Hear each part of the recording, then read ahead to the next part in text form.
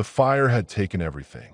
Michael stood at the edge of what used to be a living forest, his boots grinding charcoal into dust. The Montana wilderness stretched before him in shades of black and gray. Skeletal trees reaching toward an indifferent sky, their branches twisted like accusations. The smell was everywhere, bitter, acrid, the stench of destruction that clung to the back of his throat no matter how deeply he breathed. He'd been a ranger for 15 years, had seen fires before, but this one had moved with unusual violence. 3 weeks of drought, a lightning strike, and the wind had done the rest. 10,000 acres reduced to this graveyard of ash. Michael walked slowly through the devastation, his practiced eye cataloging the damage. No living thing stirred. The silence was absolute, oppressive. No bird song, no rustle of small creatures in the underbrush, no whisper of leaves. Just the occasional groan of a burned tree surrendering to gravity. He found the wolf near what had once been a den. The animal sat motionless among the blackened stumps, its gray coat dulled with soot. It wasn't howling, not anymore.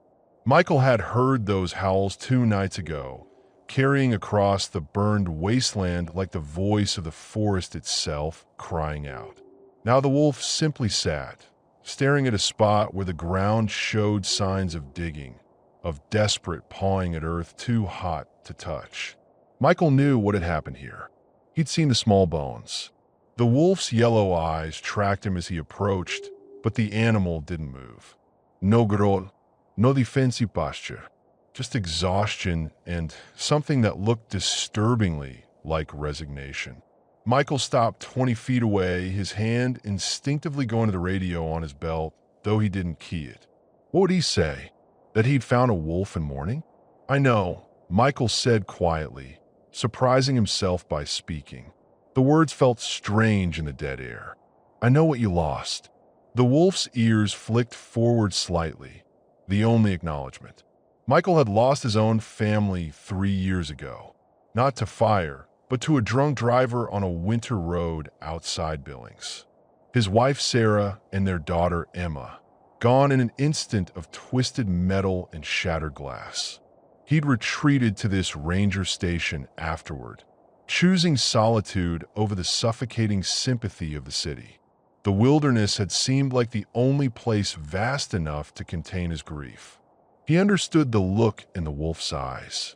The sun was setting, painting the ash-covered landscape in shades of orange and red, colors that mocked the devastation with their beauty. Michael made a decision that he knew was irrational, possibly dangerous, certainly against protocol. You can't stay here, he said. There's nothing left. He walked slowly back to his truck, parked on what remained of a fire road. The wolf watched him go. Michael opened the truck bed, pulled out a piece of jerky from his pack, and tossed it halfway between them. Then he retreated to the cab and waited. 20 minutes passed. The wolf didn't move. Michael started the engine. As he began to pull away, he saw movement in his rearview mirror. The wolf had stood, taken a few steps toward the jerky. It wasn't eating, just standing near it, as if testing the possibility of accepting help. Michael stopped the truck. He got out slowly, keeping his movements deliberate and non-threatening. This time he walked to the passenger side and opened the door. It was insane. Wolves were wild animals, unpredictable, potentially lethal. But something in that moment of shared devastation had created an understanding, a recognition of mutual loss that transcended species. I've got a cabin, Michael said. Water. Food. It's not much, but it's more than this. The wolf regarded him with those unsettling, intelligent eyes. For a long moment, nothing happened. Then, with a movement so slow it seemed reluctant, the animal approached. It moved past the jerky without taking it, walked to within 10 feet of the truck, and sat down again. Not acceptance. Not yet. But not rejection either. Michael settled in to wait. The sky darkened, stars emerging in the smoke-hazed heavens. He thought about all the ways this could go wrong, all the regulations he was violating, all the risks he was taking. He thought about Sarah's voice telling him he had a savior complex, always trying to fix things that couldn't be fixed.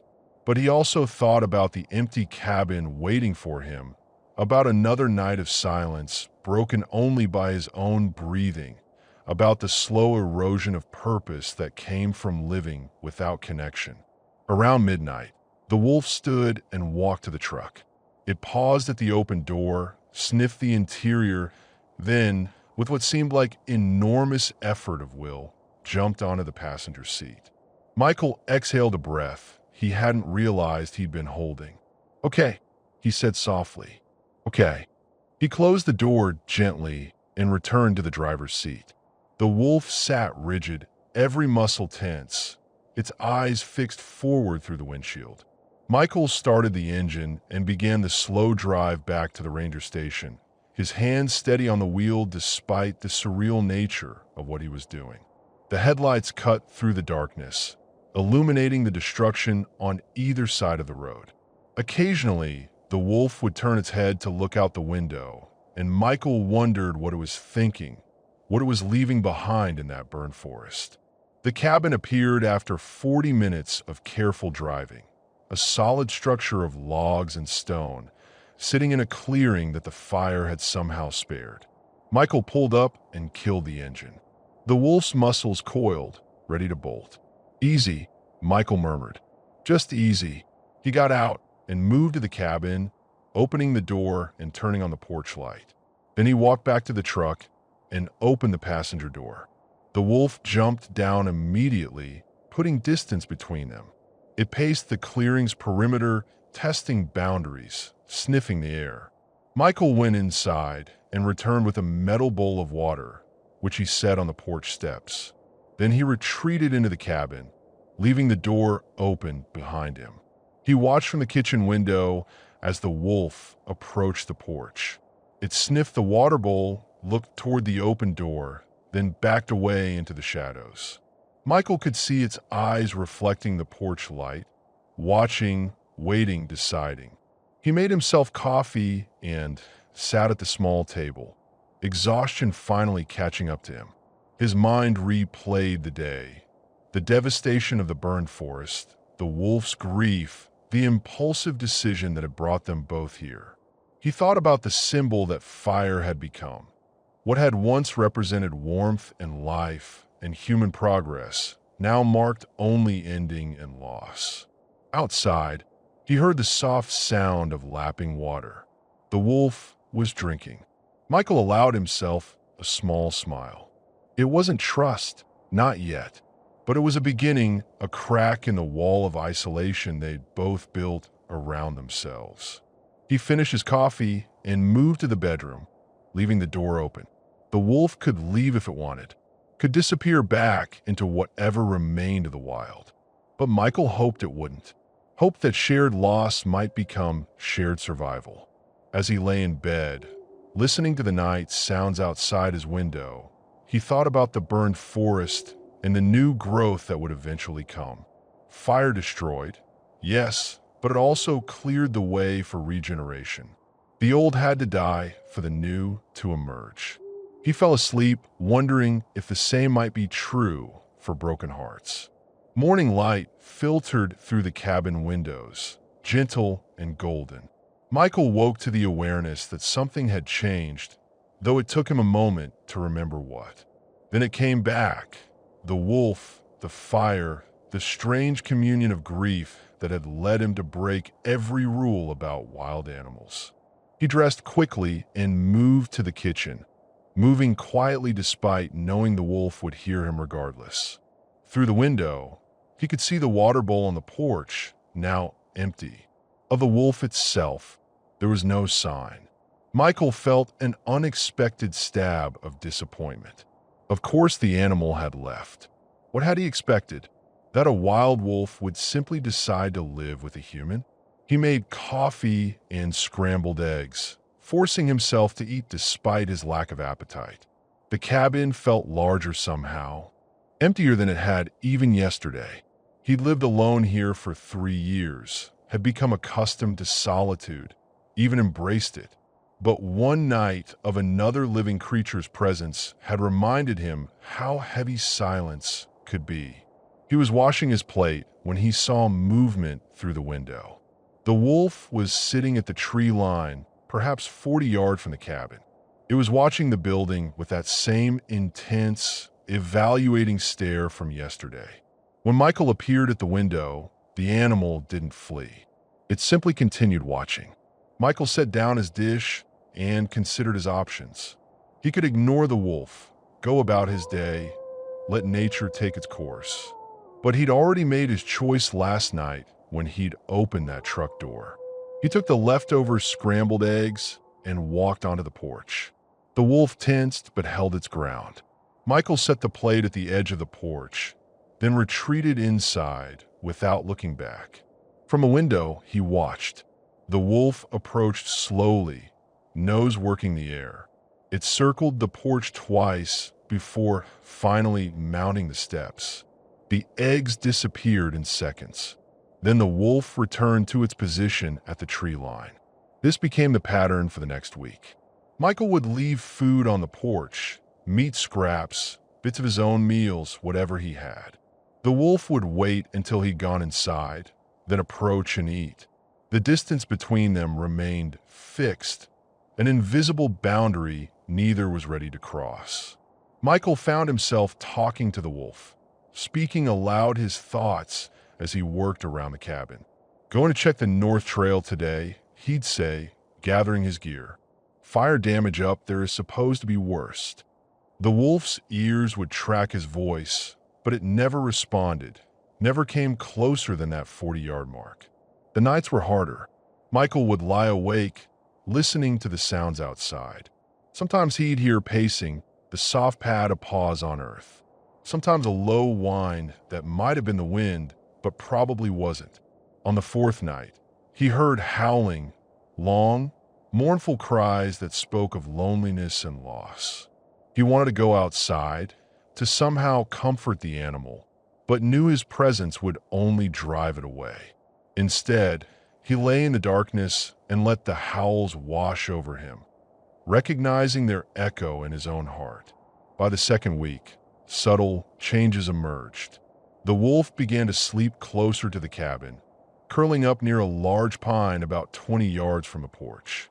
Michael would see it there in the mornings, a gray shape against the bark. Once, he woke in the night and looked out to find the wolf sitting on the porch itself, facing away from the cabin toward the forest.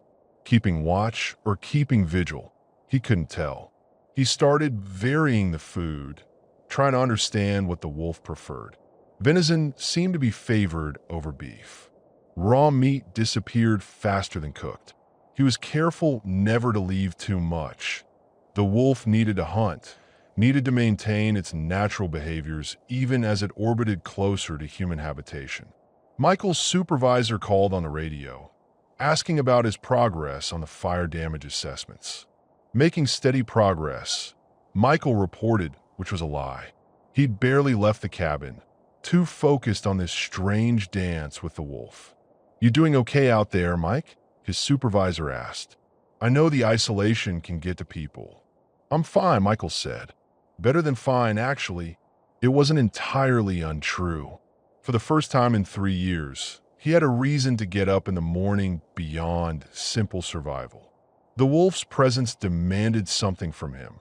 Attention, care, responsibility. It was terrifying and oddly liberating. On the 12th day, everything changed. Michael was chopping wood behind the cabin, his axe rising and falling in steady rhythm. He was so focused on the task that he didn't notice the wolf's approach until it was only 10 feet away, sitting and watching him work. He froze, axe raised mid-swing. The wolf didn't move. Its yellow eyes were fixed on him with that same evaluating intensity, but something was different. The rigid tension was gone from its posture. It sat with a kind of calm patience, waiting. Michael lowered the axe slowly. "Hey," he said softly. "Hey, boy." The The wolf's ears pricked forward. Not boy. Michael could see that now this close. Female. A mother who'd lost her pups. Hey girl, he corrected. Saw the... Didn't mean to assume. He set down the axe and crouched slowly, making himself smaller, less threatening. The wolf watched but didn't retreat. They stayed like that for long minutes, regarding each other across 10 feet of autumn grass. Then Michael did something he'd been wanting to do for days. He held out his hand, palm up, fingers loose, not reaching toward the wolf, just offering, showing he held nothing, threatened nothing. The wolf's nose worked, testing his scent on the breeze. Michael held perfectly still, barely breathing. His knees ached from the crouch, but he didn't shift position. The wolf stood. Michael's heart hammered. This was the moment she would either trust or flee, and he found himself caring desperately about the outcome. She walked forward, 3 steps, 4, and stopped with her nose inches from his hand. Her breath was warm against his palm. She sniffed carefully, thoroughly, learning him in the way wolves do. Then, so quickly he almost missed it, her tongue flicked out and touched his fingertips. Michael exhaled slowly. Yeah, he whispered. Yeah, it's okay. The wolf backed away, returning to her spot 10 feet distant. But something fundamental had shifted. A bridge had been crossed, a boundary dissolved. She lay down in the grass, settling herself with her head on her paws, watching him with what might have been contentment. Michael returned to his wood chopping, but the rhythm felt different now. Less solitary. Shared somehow. The wolf watched him work, and he found himself performing for her, showing off his skill with the axe, the clean splits of wood, the way he could find the grain and make it yield. When he finished, he carried an armload to the porch. The wolf stood and followed at a distance, maintaining that 10-foot buffer but clearly shadowing his movements. At the porch, Michael set down the wood and considered. He opened the cabin door fully, propping it with a log. Then he went inside and pretended to busy himself with lunch preparations. Through the window, he watched the wolf approach the porch. She mounted the steps, sniffed the threshold, and peered inside. Michael forced himself to focus on making a sandwich, to not stare, to not make any sudden movements that might spook her. In his peripheral vision, he saw her step into the doorway, 1 paw, then 2 crossing the threshold. She explored the cabin's interior with her nose, moving from corner to corner, investigating this human den. Michael spread mustard on bread and tried to control his breathing. The wolf circled the main room, paused at the bedroom door, then returned to the kitchen entrance where she sat and stared at him. Hungry? Michael asked, keeping his voice low and calm. He cut a piece of the roast beef he'd intended for his sandwich and tossed it gently toward her. The meat landed 3 feet from her nose. The wolf sniffed it, then, finally, ate directly in front of him. It wasn't trust exactly. Not yet. But it was acceptance, a grudging acknowledgement that this human might be safe, might even be necessary. As Michael ate his diminished sandwich, the wolf laid down on the cabin floor, her first time resting truly inside human space.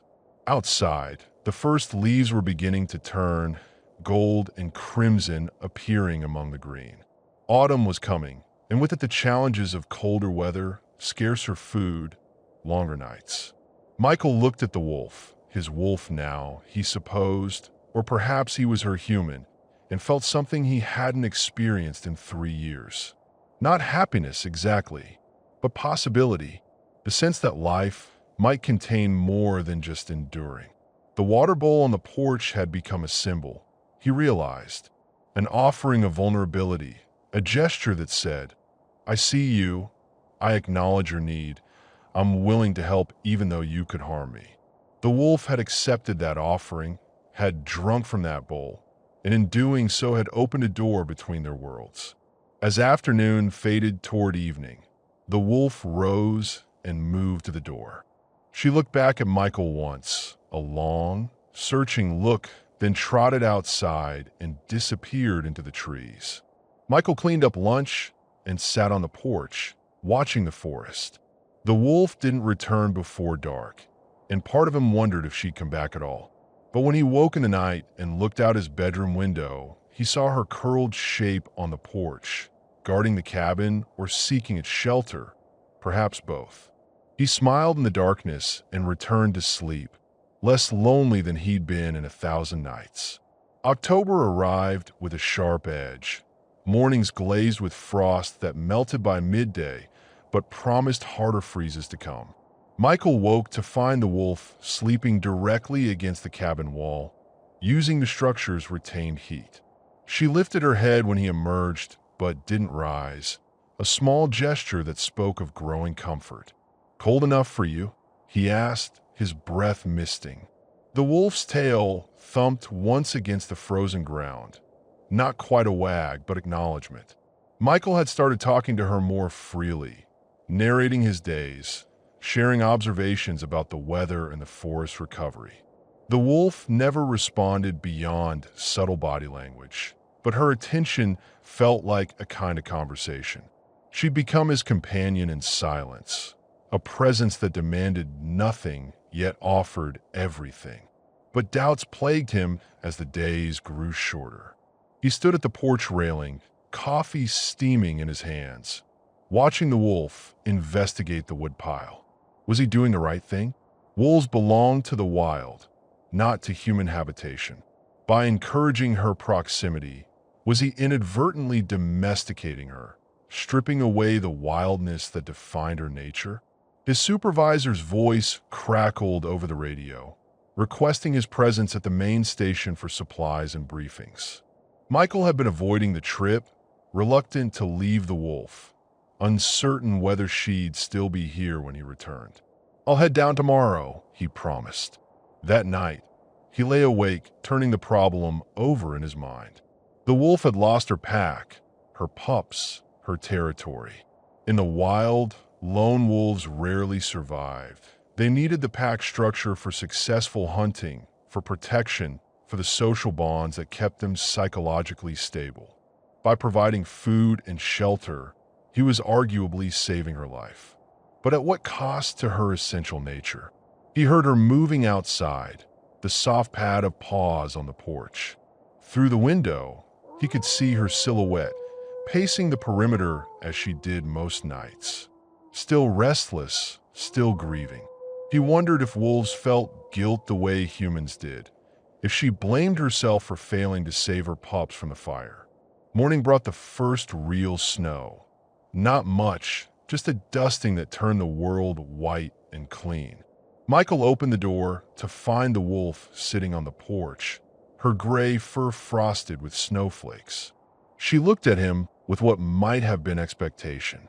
Breakfast, he interpreted.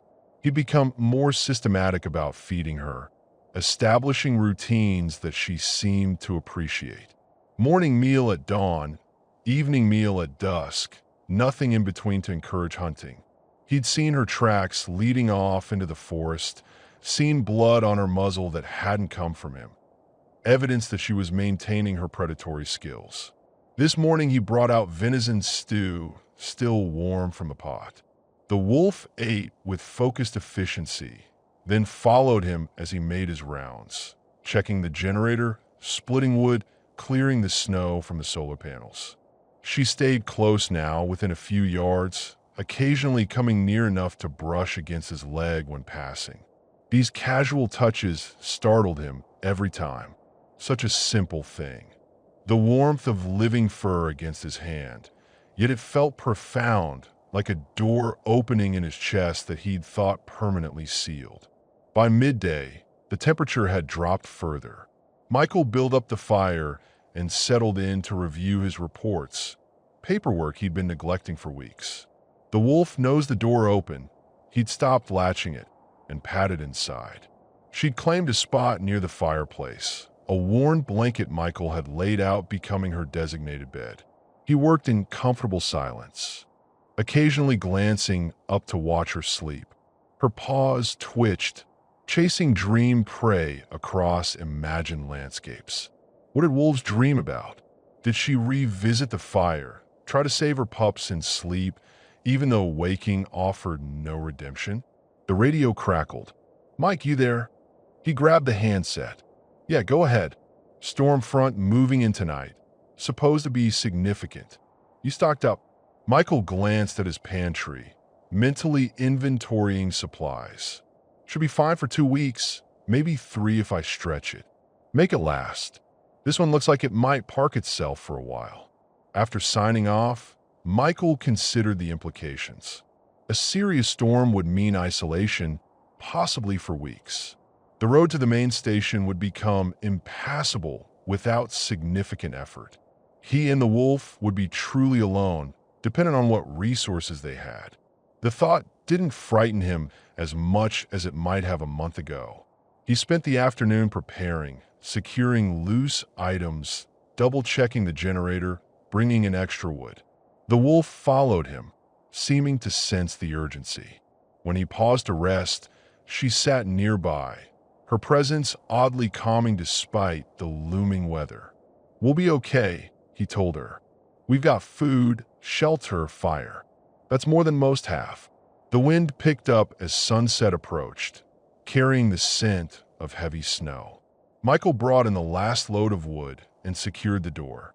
The wolf paced the cabin, unsettled by the pressure change. He tried to read, but couldn't focus, his attention drawn to the windows where darkness pressed close. The storm hit around midnight. Wind screamed around the cabin, driving snow against the windows with a sound like sand. Michael woke to find the wolf standing at the bedroom door, ears flat against her head. He'd never seen her show fear before. "Hey, it's okay," he said, sitting up. "Just weather.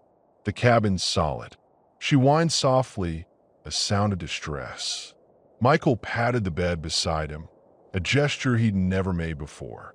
The wolf hesitated, then jumped up, settling against his side. He felt her trembling, the rapid beat of her heart against his ribs. "I know," he murmured, stroking her fur. "I know it's scary. Fire in the summer, storms in the winter. Nature doesn't give us much peace, does it?" They stayed like that through the worst of the wind, human and wolf pressed together for comfort. Michael found himself talking about Sarah and Emma, words he hadn't spoken aloud in 3 years pouring out in the darkness. "I keep thinking I should have been driving that night," he said.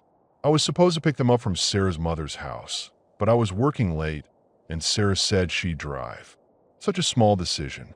Such permanent consequences." The wolf's breathing had steadied, her warmth solid against him. "The first year after, I wanted to die too. Wanted to follow them wherever they'd gone. But I'm a coward, couldn't do it, couldn't take that step.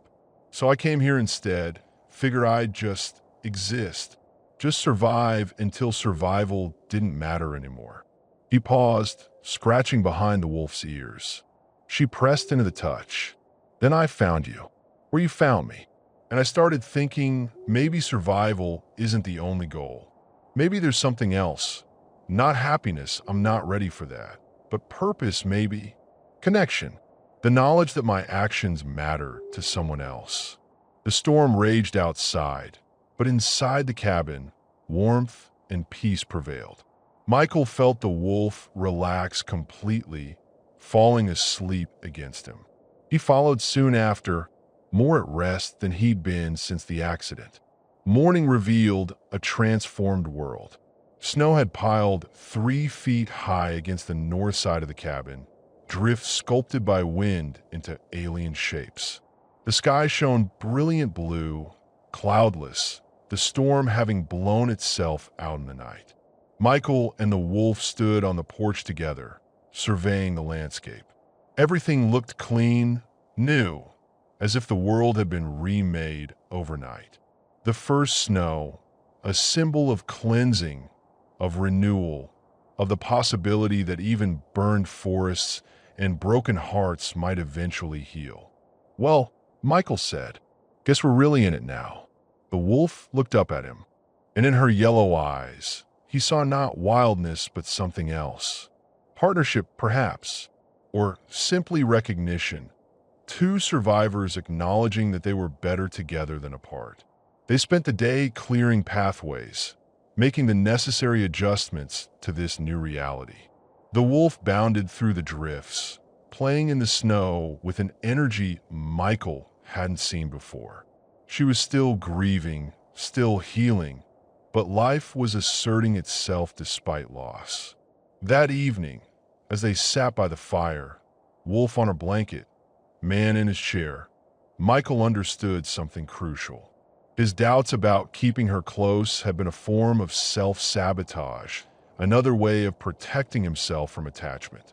The wolf wasn't becoming less wild by staying with him. She was choosing survival in the way that worked best for her circumstances. Sometimes adaptation wasn't weakness. Sometimes it was the deepest form of strength. He reached down and rested his hand on her head. She leaned into the touch, accepting comfort, offering it in return. Outside, the forest lay silent under its blanket of snow. Inside, two beings learned to trust again. The creek had frozen overnight, transforming flowing water into a ribbon of ice that wound through the forest like a silver scar. Michael discovered it on his morning patrol, the wolf trotting ahead of him through knee-deep snow. She moved with practiced efficiency, her paws spreading wide to distribute weight, while he floundered behind in his snowshoes. "Show off," he muttered, watching her navigate a drift that came up to his thigh. She looked back, tongue lolling in what might have been amusement, then continued forward. They'd fallen into this pattern over the past week. Early morning expeditions to check the forest condition, assess wildlife movement, ensure the storm hadn't caused damage that might threaten the cabin. The wolf had become his partner in these surveys, her senses catching what is missed, her presence providing both company and practical assistance. But today something was different. Michael noticed it first in the way she moved. Head low, ears pricked forward, every muscle tense with focus. She was tracking something, following a scent he couldn't detect. He followed her to the creek's edge, where the ice gleamed in the pale morning light. That's when he saw them. Two sets of tracks running parallel through the snow. His own boot prints from yesterday's walk, and beside them, pressed clear and distinct, the wolf's paw prints. They ran together for 30 yards, diverged around a fallen log, then rejoined, continuing side by side until they disappeared into the trees ahead. Michael stood staring at this evidence of their partnership, feeling something twist in his chest. It was such a simple thing, tracks in snow, but the symbolism overwhelmed him. Human and wolf, walking the same path, choosing companionship over solitude. The wolf returned to his side, nudging his hand with her nose. He crouched and wrapped his arms around her neck, pressing his face into her fur.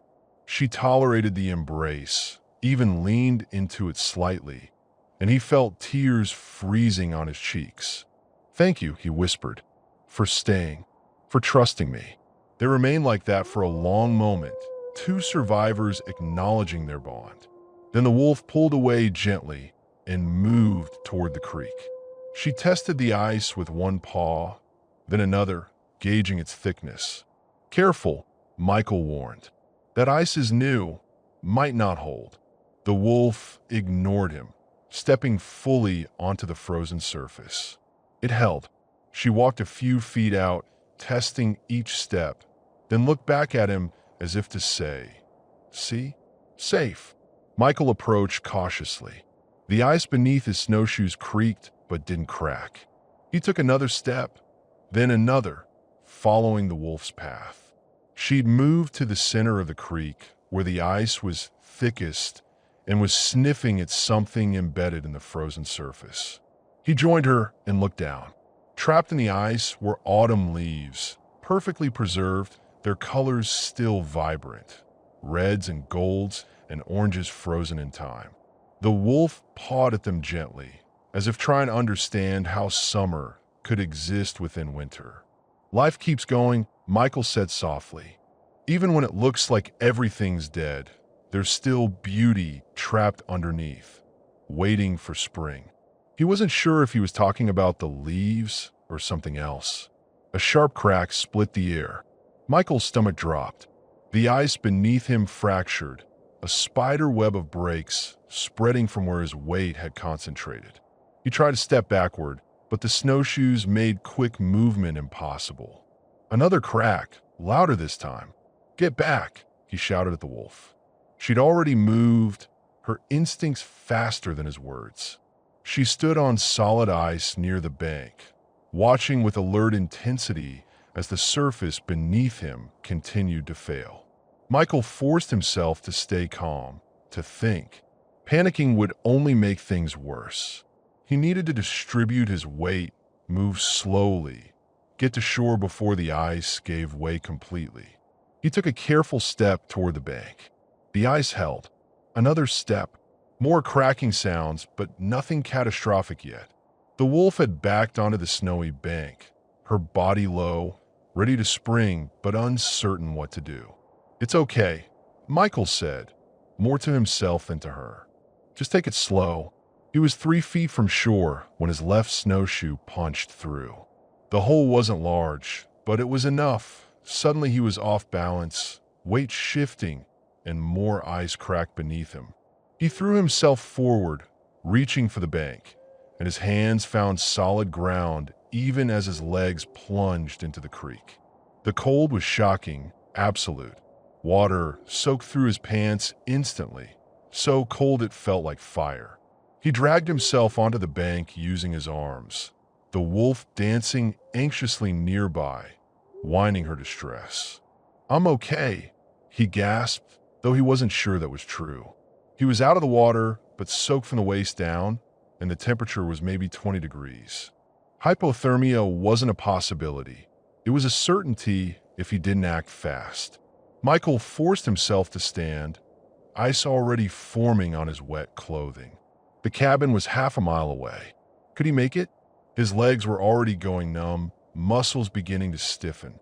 The wolf pressed against his side, and he grabbed her fur for balance.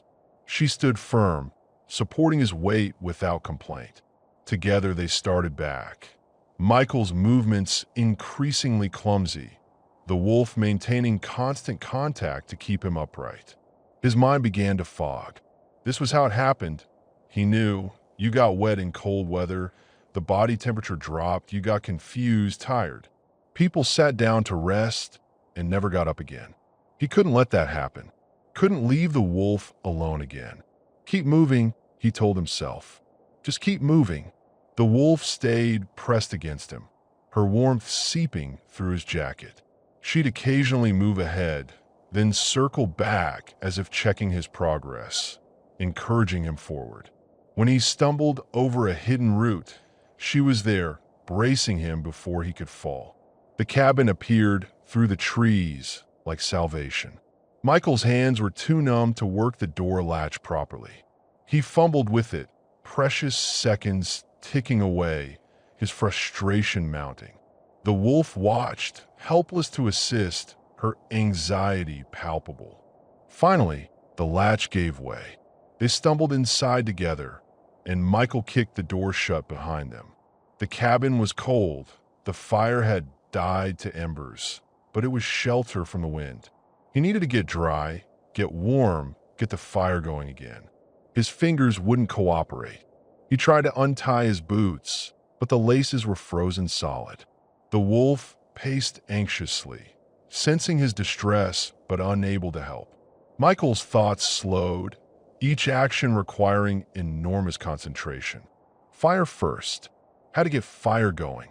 He crawled to the fireplace, added kindling to the embers, blew gently. His breath came out in white clouds. The kindling caught, small flames growing. He added larger pieces, built it up, the heat beginning to push back the cold. Then clothes. He managed to cut the laces on his boots with his knife, pulled off the frozen footwear. His socks were stiff with ice. Everything came off with agonizing slowness. Pants, long underwear, layers that had become barriers trapping cold against his skin. Naked, shivering so violently his teeth chattered, Michael wrapped himself in blankets from the bed and collapsed in front of the fire. The wolf immediately lay against his back, her body heat adding to the fire's warmth. He felt her heart beating steadily against his spine, an anchor to consciousness. Time passed strangely. Michael drifted in and out of awareness, the fire's heat slowly penetrating his core. The wolf never moved from her position, maintaining constant contact, sharing warmth. Hours might have passed, or minutes, he couldn't tell. When he finally came fully back to himself, the cabin was dark except for firelight. His body ached everywhere, muscles protesting the abuse they'd endured. But he was warm, dry, alive. The wolf's yellow eyes watched him with concern. He reached back and stroked her head. "You saved my life," he said. "You know that? If you hadn't helped me get back here." He didn't finish the thought. They both knew how it would have ended. That night, they lay together in front of the fire, neither willing to move despite the late hour. Michael thought about those parallel tracks in the snow, about the symbolism he'd found so moving just hours before. What he hadn't realized then was how literal the symbolism would become. The wolf had literally helped him walk when his own strength failed. "I was afraid to love you," he admitted to the darkness. "Afraid to care about anything again, because losing Sarah and Emma nearly destroyed me. And I thought if I never let myself care about anything else, I'd never hurt like that again." The wolf's breathing was steady, rhythmic. "But today showed me something. If you hadn't been there, I'd be dead. And I realize now that the risk of loss is the price we pay for connection. You can't have one without the other. And try to avoid pain by avoiding connection. That's not safety. That's just another kind of death." He stroked her fur, feeling her warmth, her aliveness. "So I'm choosing to care. About you, about this place, about staying alive, not just because I have to, but because I want to. Because there's still good in this world, still beauty in those frozen leaves, still purpose in walking beside you through the snow." The wolf shifted slightly, pressing closer. Michael closed his eyes, exhausted but at peace. Outside, the creek continued its frozen silence. But in the spring, it would thaw, flow again, carry new water to new places. Nothing stayed frozen forever. Even hearts.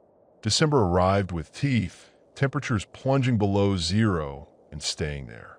Michael woke each morning to ice crusted on the inside of the windows, his breath visible even inside the cabin. The wolf slept against the fireplace now, having abandoned any pretense of maintaining distance.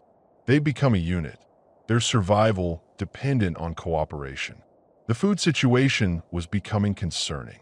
Michael's supplies were adequate for one person through winter, but he hadn't planned on feeding a wolf. She still hunted. He'd see her disappear into the trees for hours, return with blood on her muzzle. But game was scarce this deep into winter. The deer had migrated to lower elevations.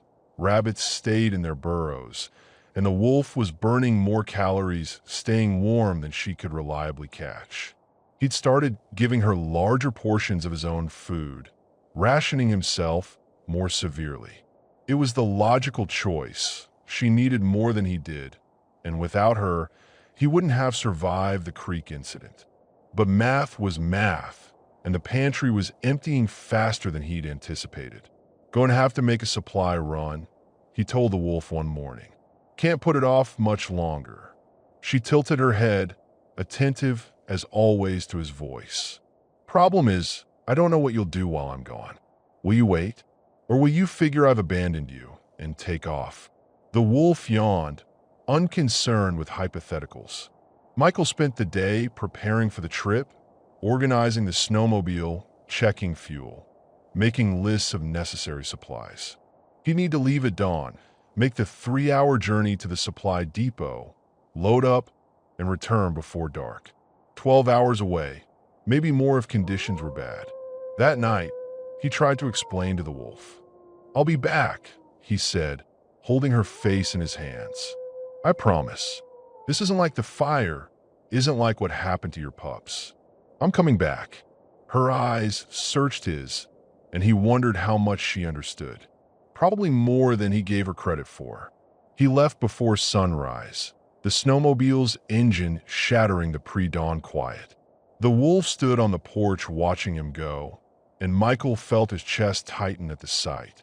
He almost turned back, almost decided the supplies could wait another week. But reason prevailed. They needed food, needed lamp oil, needed basic necessities that couldn't be postponed indefinitely. "I'll be back," he shouted over the engine noise. The wolf didn't move, just watched him disappear into the trees. The journey was harder than expected. Snow had drifted across the trail in several places, forcing him to dismount and clear a path. The cold was brutal, wind chill, making the 0-degree temperature feel far worse. By the time he reached the supply depot, his face was numb despite his balaclava, and his hands could barely grip the handlebars. Inside the depot, the quartermaster raised his eyebrows at Michael's appearance. "Rough trip. You could say that." Michael stamped snow from his boots, feeling returning to his extremities with painful prickles. "You're cutting it close, staying out there this late in the season. Most rangers have already come down to the main station for winter. I've got my reasons for staying." The quartermaster didn't press, just helped him load supplies: flour, canned goods, dried meat, lamp oil, batteries, medical supplies. Michael added extra meat to the order, more than he'd normally need. "Feeding an army?" the quartermaster joked. Something like that. He was loading the last boxes onto the snowmobile sled when he heard the commotion. Voices raised in excitement. Several men gathered near the parking area, looking at something. Michael walked over, curiosity overcoming his desire to leave quickly. A coyote was nosing around the trash bins, bold despite the human presence. One of the men, a hunter by his gear, had his rifle out. "Easy shot," the hunter said. "Damn things are getting too comfortable around people." "Hold on," Michael said. "That coyote isn't threatening anyone. It's just looking for food." The hunter turned, annoyance on his face. These scavengers need to learn to fear humans. You let him get comfortable, next thing you know, they're after livestock. We're in the middle of nowhere. "What livestock?" "Principle of the thing," the hunter insisted, raising his rifle. Michael stepped into the line of fire. "I said hold on. That animal is just trying to survive, same as the rest of us." For a tense moment, they stood facing each other, the hunter with his gun, Michael unarmed but immovable. The coyote, oblivious to the drama, continued investigating the trash. Finally, the hunter lowered his weapon with obvious reluctance. "You're awful protective of vermin." "I'm protective of things that can't defend themselves from unnecessary violence." The hunter spat in the snow and walked away. The other men dispersed, the entertainment over. Michael watched the coyote finish its scavenging and trot back into the forest, unaware how close it had come to dying. The quartermaster appeared at his elbow. That was either brave or stupid, maybe both. Michael returned to his snowmobile, hands shaking slightly, not from cold now, but from adrenaline. "I need to get back." "You all right out there, Mike?" "Really?" Michael thought about the question, about the wolf waiting at the cabin, about the life he'd built in isolation, about his confrontation with the hunter and what it revealed about his changing values. "Yeah," he said finally. "Yeah, I think I am." The return trip was worse than the morning journey. Storm clouds were building, and the temperature continued to drop. Michael pushed the snowmobile as fast as he dared, anxiety gnawing at him. What if the wolf had left? What if she'd given up on his return? Darkness fell before he reached the cabin. He navigated by memory and the snowmobile's headlight, praying he wouldn't miss the turnoff. When the cabin finally appeared, windows dark, his heart sank. Then he saw the movement on the porch. The wolf stood, tail wagging slowly. She'd waited all day, through the cold and the gathering storm. She'd waited for his return. Michael killed the engine and stumbled through the snow to the porch. The wolf met him halfway, jumping up to place her paws on his shoulders, licking his frozen face. He wrapped his arms around her, laughing, crying, overwhelmed by the simple fact of her presence. "You waited," he said. "You actually waited." They went inside together, and Michael built up the fire while the wolf investigated the supplies he'd brought. She found the extra meat immediately, looking at him with what might have been approval. "Yeah, that's for you," he confirmed. "Figured you deserved it after today." He prepared a substantial meal for both of them. Venison stew thick with vegetables for himself, raw meat for the wolf. They ate together in companionable silence, the storm beginning to batter the cabin's walls. As the wind howled outside, Michael thought about the hunter at the depot, about his casual willingness to kill the coyote. He thought about his own transformation, how months ago he might not have intervened, might have accepted that violence as the natural order. But the wolf had taught him something, that survival didn't require cruelty, that strength could exist alongside mercy. She was a predator built for killing, yet she'd chosen to show him gentleness when he needed it most. That choice, to be more than just instinct, to extend care beyond the demands of nature, that was what separated existence from life. Later, as they settled for sleep, the wolf curled against him in the narrow bed. Michael whispered in her fur, "I saw someone today who wanted to kill just because he could, and I realized that's not who I want to be anymore. Not the man who gives up, not the man who stays closed off. I want to be someone who fights for things, who cares even when it's risky." The wolf's breathing was steady, already asleep. But Michael felt the words settle into him, a promise to himself as much as to her. Outside, the storm raged, nature's reminder that winter was far from over, that survival remained uncertain. But inside, warmth held.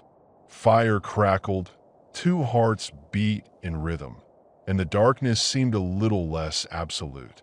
The fire that had once symbolized death and ending had been reclaimed.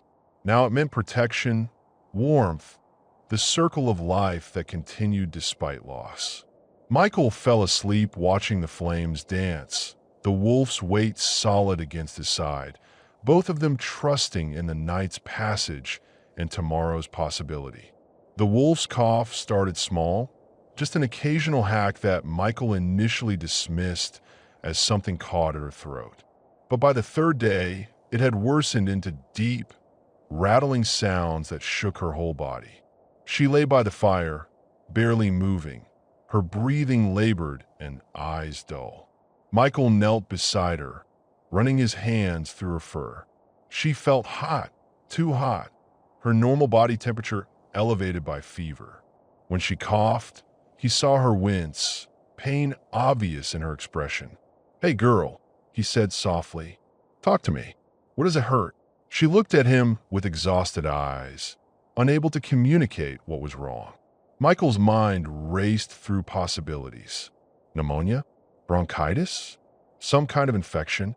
He had basic medical supplies for humans, but veterinary medicine was beyond his knowledge. He tried to get her to eat, but she refused even the choicest cuts of meat. Water she would take in small amounts, at least, though swallowing seemed to cause discomfort. Michael sat with her through the night, monitoring her breathing, feeling helpless as her condition worsened. By morning, the wolf couldn't stand. When she tried to rise, her legs buckled, and she collapsed back on her blanket with a whimper that cut through Michael's chest like a blade. He'd heard that sound before, in the burned forest when she'd lost her pups. It was the sound of suffering beyond endurance. "No," Michael said firmly. No, you don't get to give up. Not after everything. He carried water to her in a bowl, dipping his fingers in it and letting drops fall onto her tongue. She swallowed weakly. He did this over and over, patient and persistent, forcing hydration into her system despite her resistance. The day passed in agonizing slowness. Michael couldn't leave her side, couldn't focus on anything except her labored breathing. He talked to her constantly, narrating his actions, sharing memories, doing anything to keep her engaged with the world. "Remember when you first came here?" he said, wringing out a cloth in cool water and laying it across her hot forehead. "You wouldn't even look at me. Sat out by that tree, refusing to come closer. I thought maybe I'd made a mistake bringing you home." The wolf's eyes tracked him, listening despite her exhaustion. "But you decided to trust me eventually. Decided I was worth the risk. And now here we are. You're sick, and I'm trying to return the favor, trying to be worth that trust." He prepared a broth from venison bones and vegetables, something mild that might tempt her appetite.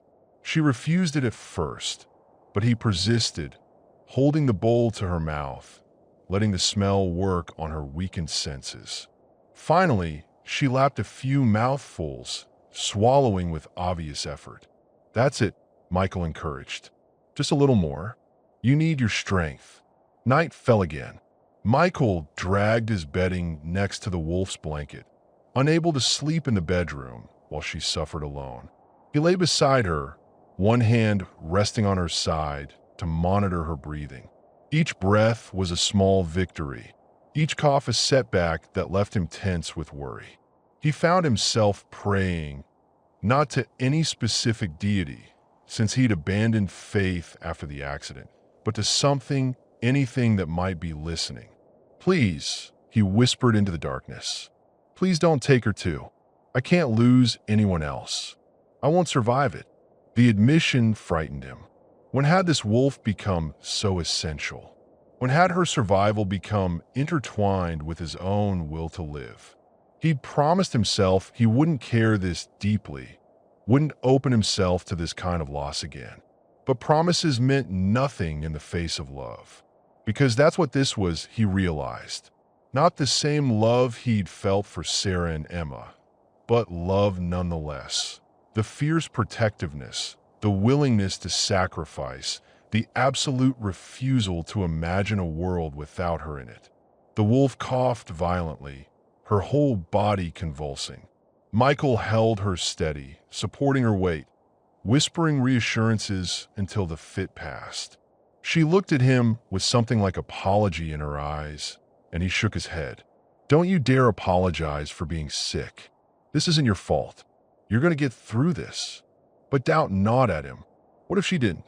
What if this sickness was beyond his ability to treat?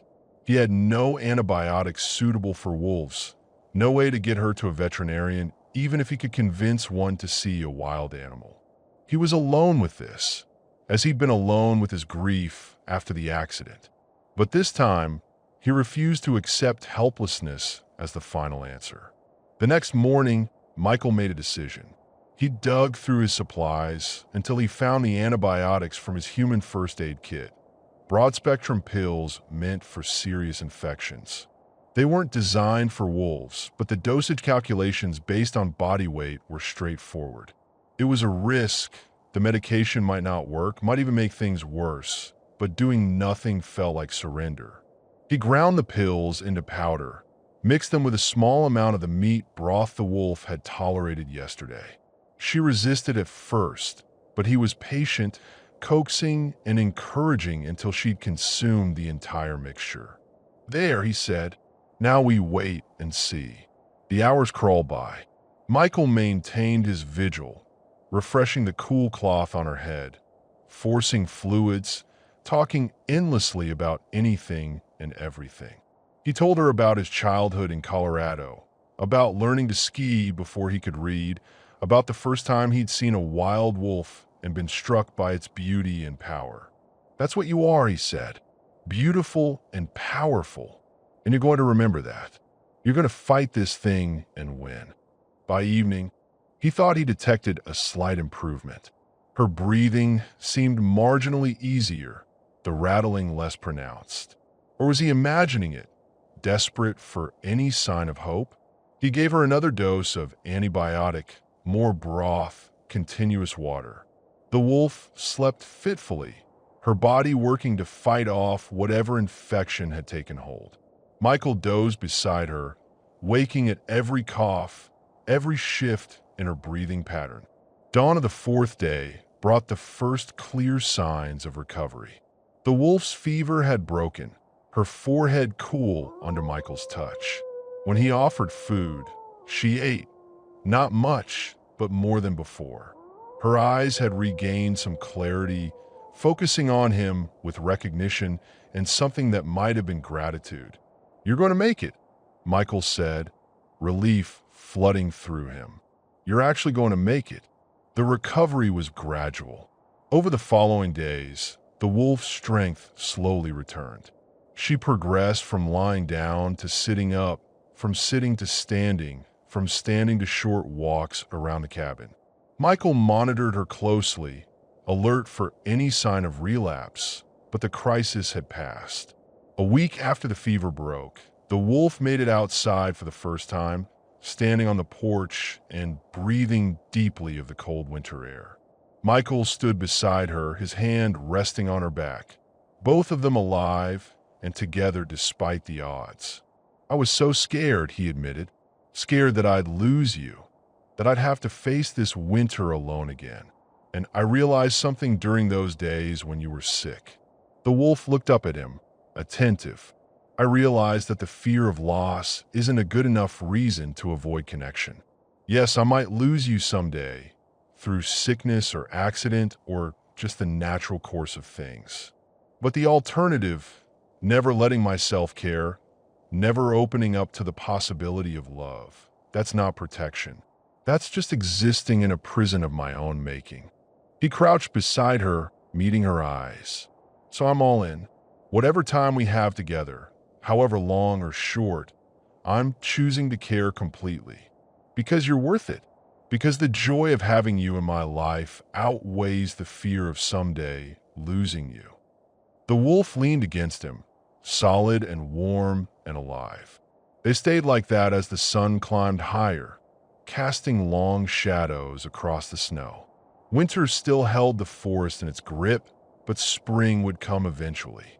Life persisted, adapted, found ways to continue.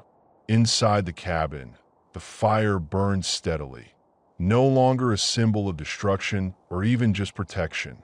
Now it represented something else. The warmth that comes from caring, the light that pushes back against darkness, the persistent flame of hope that refuses to be extinguished no matter how harsh the conditions. Michael and the wolf returned inside together, partners in survival, bound by something deeper than convenience or necessity. They'd chosen each other, and in that choice, they'd both found a reason to keep fighting, keep living, keep moving forward despite the weight of past losses. The sickness had been a test, and they'd passed it together. Whatever came next, however cruel winter might still prove, they would face it as they'd faced everything else, side by side, refusing to surrender, finding strength in their connection. March arrived with false promises. Days would warm above freezing, melting the top layer of snow into slush. Then nights would plunge back below zero, turning everything into treacherous ice. Michael navigated this unstable world carefully, aware that winter's final weeks were often its most dangerous. The wolf had fully recovered from her illness, her energy restored and hunting instincts sharp. She'd brought down a young elk 2 weeks prior. Michael had tracked her through the forest and found her guarding the kill, pride evident in her posture. He'd helped her drag portions back to the cabin, their combined effort yielding enough meat to supplement their dwindling supplies for another month. But now a different threat was emerging. Michael stood on the creek bank, watching the water flow beneath thinning ice. The The sound was constant, rushing, gurgling, the creek swelling with snow melt from higher elevations. Each day, it grew louder, more insistent, the current carving away at the ice for below. "It's going to flood," he told the wolf, who sat beside him studying the water with her own concerns. "Question is how bad, and whether we need to move to higher ground." The cabin sat in a slight depression, positioned for wind protection during winter storms. That same geography made it vulnerable to spring flooding. Michael had sandbags stored in the shed. Every ranger station kept them for this purpose, but he'd never needed to use them before. He spent that afternoon monitoring the water level, marking a stick at the creek's edge to track the rise. By evening, the water had climbed 3 inches. By morning, 6 more. The wolf sensed his tension, staying close as he worked to prepare defenses. Together, they hauled sandbags from the shed, Michael stacking them along the cabin's lower side while the wolf watched with alert attention. She couldn't help with this task, but her presence was steadying, a reminder that he wasn't facing this alone. "If the water comes up to here," Michael said, indicating a line on the cabin wall, "we'll need to evacuate. I can load the important stuff on the sled. We'll head to the ridge station. It's higher, safer." The wolf tilted her head, processing his tone, if not his words. "But I really don't want to do that. This is home now. Our home. I'd rather fight to keep it." Rain started that night, cold, steady rain that accelerated the snow melt dramatically. Michael lay awake listening to water everywhere, dripping from the roof, running in rivulets past the cabin, the creek roaring in the darkness. The wolf pressed against him, her own unease apparent in her rigid muscles and pricked ears. When dawn came, the world had transformed. The creek had swollen to 3 times its normal width, muddy water churning with debris, branches, chunks of ice, even a small tree trunk spinning in the current. The sandbag wall was already partially submerged. Michael dressed quickly and went outside to assess the damage. Water lapped at the cabin's foundation, 6 inches from the door threshold. At this rate, they had maybe 4 hours before the cabin flooded. "Okay," he said, forcing himself to think systematically. "Okay, we can handle this." He started moving critical supplies to higher shelves, food, medications, ammunition, his radio equipment. The wolf followed him from room to room, her anxiety feeding his own. When he paused to catch his breath, she whined softly, pushing her nose against his hand. "I know, girl. I'm scared too." The admission helped somehow. He'd spent so many years pretending to be unaffected, maintaining the stoic competence expected of a ranger. But there was freedom in acknowledging fear, in sharing vulnerability with someone who wouldn't judge. By mid-morning, water had reached the door. Michael was running out of time and options. The sandbags were overwhelmed, the cabin's lower areas beginning to seep. He could still evacuate, could abandon the structure and save himself and the wolf. But something in him refused to surrender without exhausting every possibility. He remembered a technique he'd read about, using plastic sheeting to create a temporary dam, buying time for the water to crest and recede. It was a long shot, but he had sheeting in the shed and nothing to lose by trying. Working in the rain, water already over his boots, Michael wrapped plastic around the cabin's exposed side, securing it with stakes driven deep into mud. The wolf stayed on the porch, out of the water, watching his efforts with what looked like concern. When he slipped in the mud and went down hard, she barked, a sharp, commanding sound that brought him back to focus. "I'm okay," he called, struggling upright. "Just clumsy." The plastic barrier was crude, barely adequate, but it redirected some of the water flow around the cabin rather than against it. Combined with the remaining sandbags, it might be enough. Michael checked the water level against his marker stick, still rising, but more slowly now. He retreated to the porch beside the wolf, both of them soaked and exhausted.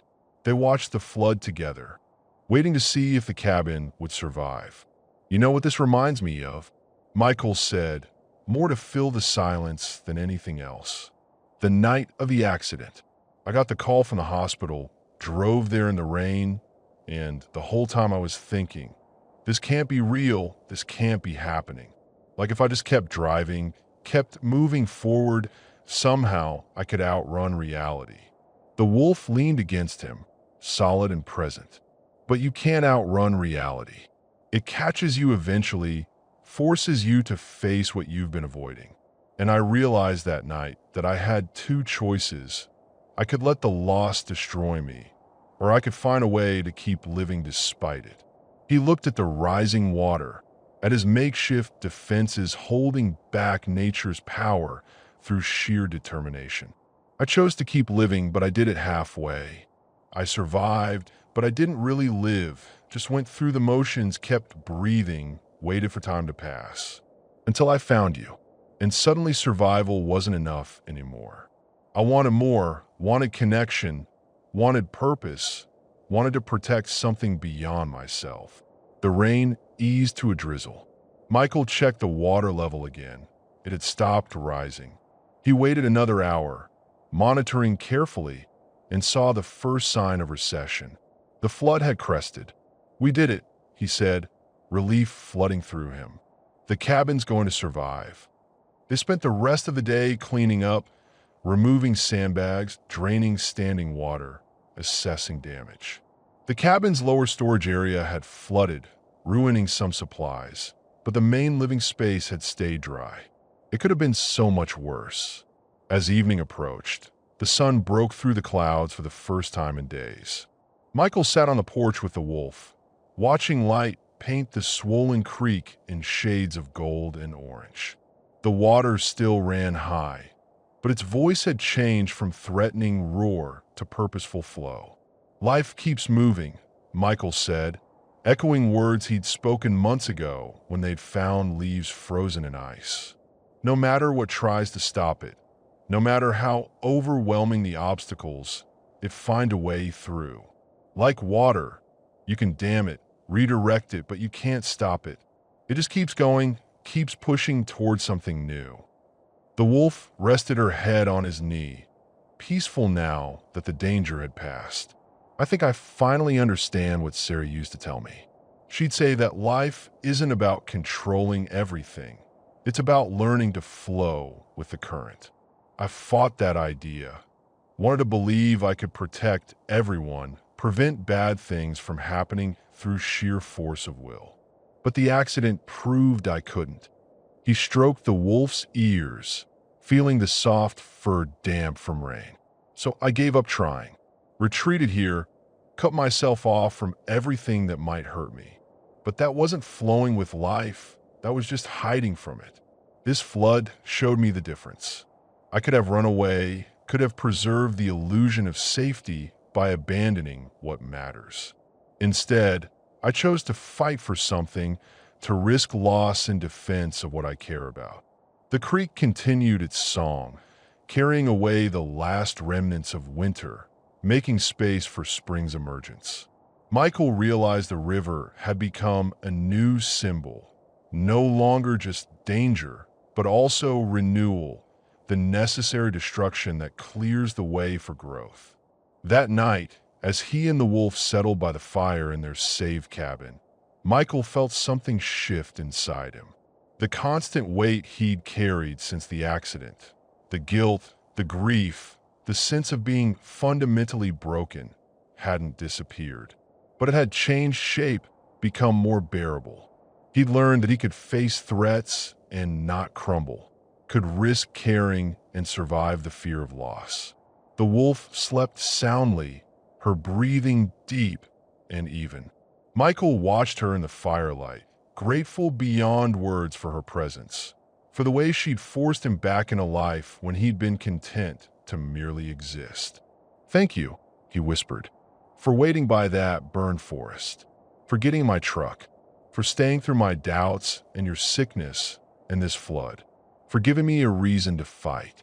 Outside, the creek's voice carried through the night, no longer threatening, just constant, the sound of life continuing its eternal flow toward spring, toward renewal, toward whatever came next. Michael closed his eyes and let that sound carry him into sleep, trusting in the morning, in the wolf beside him, in the possibility that even broken things could heal given enough time and care. April brought green shoots piercing through wet earth, determined and impossibly fragile. Michael discovered the first one near the cabin's south wall, a tiny curl of vegetation pushing through layers of dead leaves, reaching for sunlight. He crouched to study it, marveling at the sheer audacity of life reasserting itself after winter's brutality. The wolf joined him, sniffing the shoot with curiosity. She'd been different lately, more energetic, more playful, as if spring's arrival had awakened something primal in her. She'd range further during her hunts, sometimes disappearing for entire days, always returning with fresh kills and a satisfaction in her bearing that spoke of successful predation. Michael had started venturing further from the cabin as well, documenting the forest's recovery from last year's fire. The burned areas showed signs of regeneration, new growth emerging from what had seemed permanently destroyed. Lodgepole pine seedlings, their growth triggered by the fire's heat, dotted the blackened landscape. Fireweed added splashes of purple, that hardy pioneer species that always colonized burned ground first.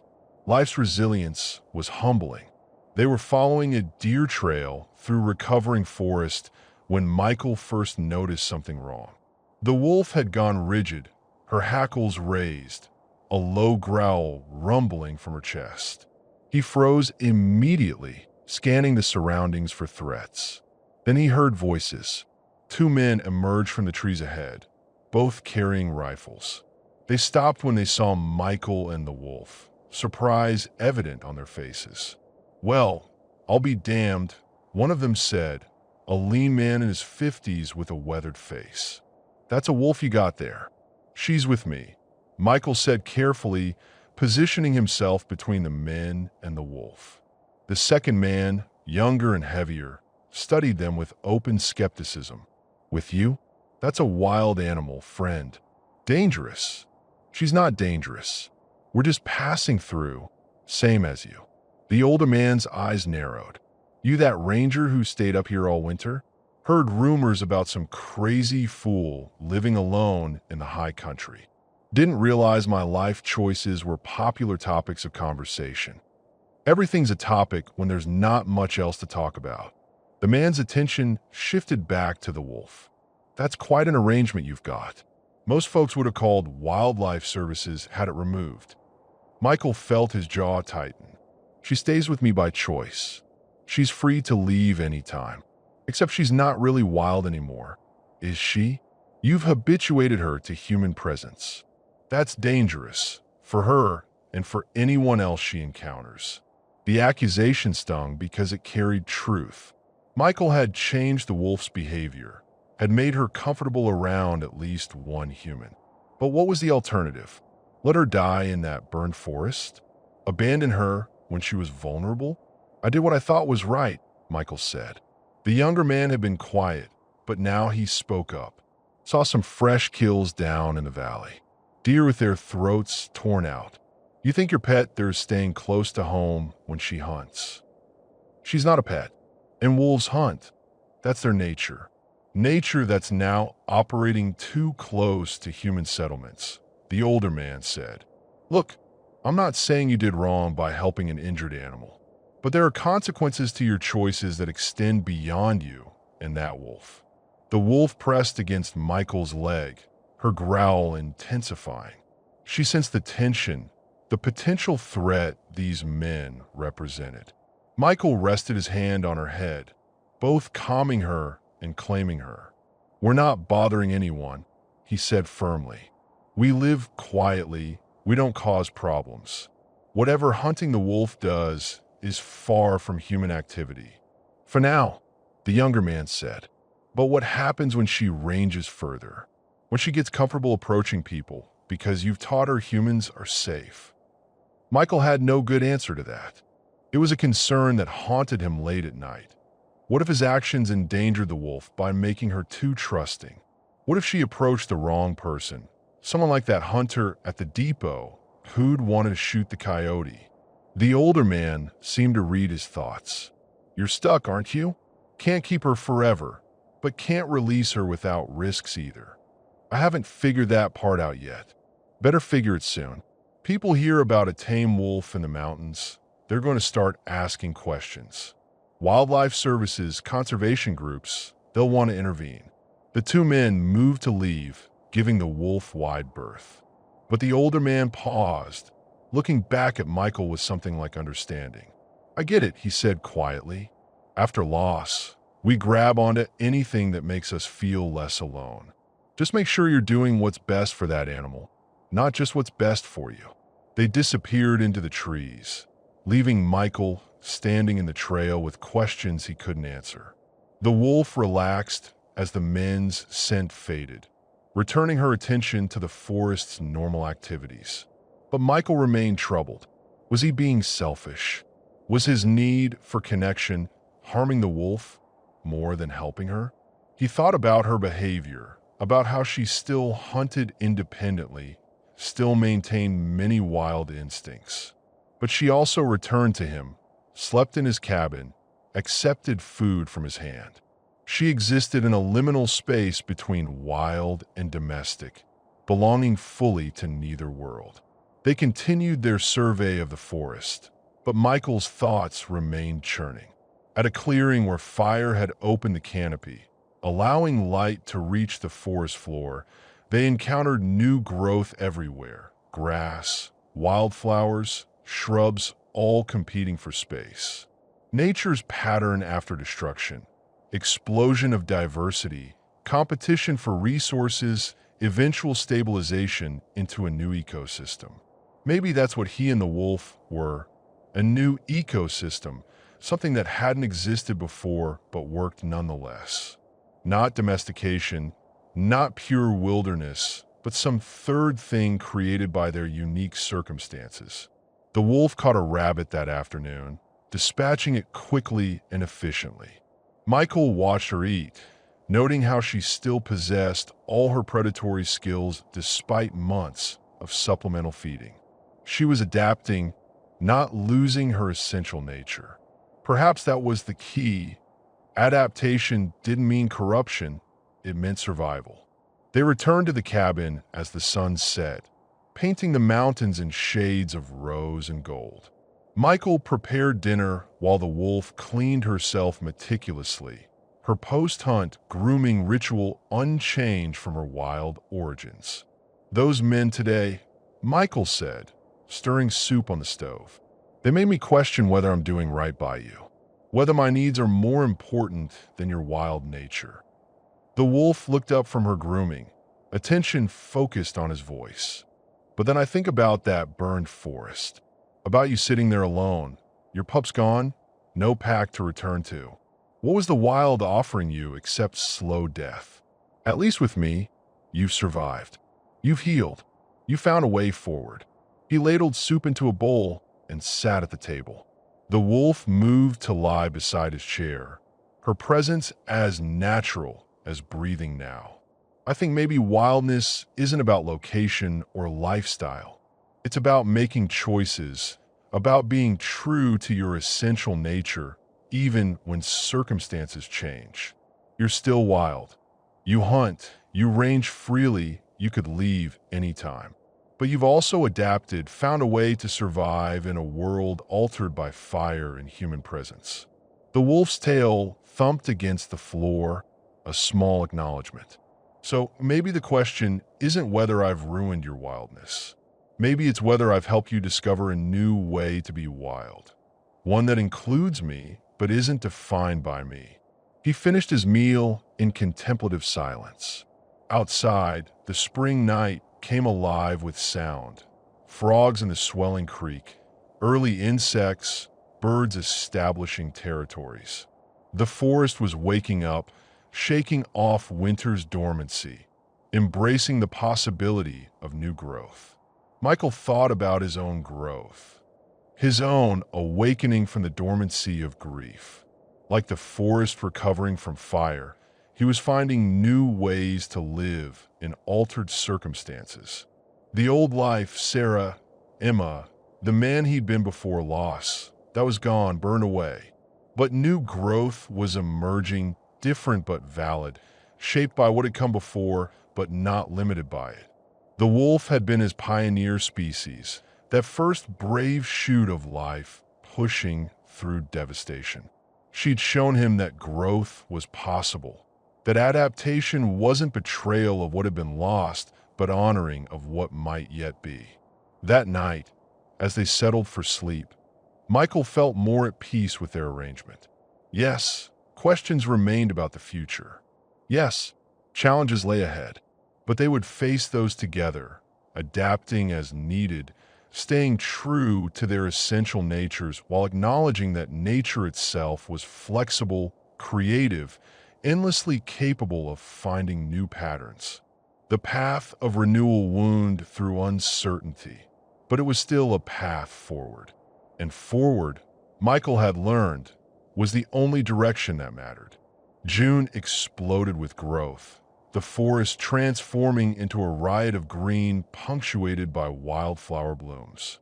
Michael's days fell into a rhythm of maintenance and observation, tending his vegetable garden, monitoring the recovering burned areas, documenting wildlife activity in his ranger logs. The wolf participated in her own way, lounging in the shade while he worked, occasionally investigating his plantings with bemused curiosity. "Yes, I know you're a carnivore," Michael said, watching her sniff a tomato plant. "But a man needs vegetables. Can't live on meat alone." The wolf sneezed, apparently in agreement about the dubious appeal of plant matter. The garden was thriving despite Michael's spotty horticultural skills. Lettuce, carrots, potatoes, beans, all pushing toward maturity under the long summer days. It represented something important to him. Self-sufficiency, yes, but also participation in the cycle of growth. He was creating food, nurturing life, actively engaged with the world rather than just passively existing in it. The work was peaceful, meditative. He'd spend hours weeding, watering, talking to the plants the way he talked to the wolf. A one-sided conversation that somehow felt companionable rather than lonely. The wolf would watch from her shady spot, occasionally huffing what sounded like commentary on his gardening techniques. But peace was constantly interrupted by summer's smaller torments. The mosquitoes arrived in clouds, drawn by the wet conditions following spring snowmelt. They swarmed at dawn and dusk, making outdoor activity nearly unbearable. Michael learned to time his work for midday heat when the insects were less active, but even then they found him, diving at any exposed skin with relentless hunger. The wolf suffered too, despite her fur. Michael watched her snap at the air, catching mosquitoes in her jaws, shaking her head in frustration when they bit her ears and nose. He rigged netting over the porch, creating a screened area where they could sit in relative comfort during the worst hours. "I'd take winter cold over this," Michael muttered, slapping at his neck for the 100th time. "At least cold doesn't actively try to drain your blood." They developed a routine of retreating indoors during peak insect hours, venturing out only when necessary. Michael coated himself in repellent, so thick his skin felt greasy, while the wolf simply endured with stoic patience. He'd find her sometimes lying with her nose pressed into the ground, trying to escape the bugs by breathing dirt instead of air. One particularly bad evening, they sat together on the screened porch, watching the sun set through a haze of swarming insects. The forest hummed with their collective buzz, a sound that set Michael's teeth on edge. "You know what I miss most about the city?" he asked the wolf. "Air conditioning. Climate control. the ability to just exist comfortably without negotiating with nature every single day. The wolf looked at him with what might have been sympathy. But then I remember why I left. The noise, the crowds, the way every interaction felt performative.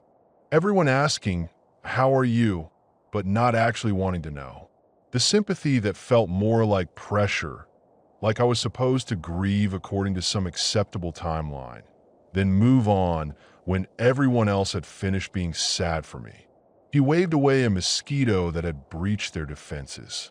At least here, if something's unbearable, it's honest about it. Mosquitoes don't pretend to care while actually being annoying. They're just annoying, straightforward, and unapologetic. There's something refreshing about that.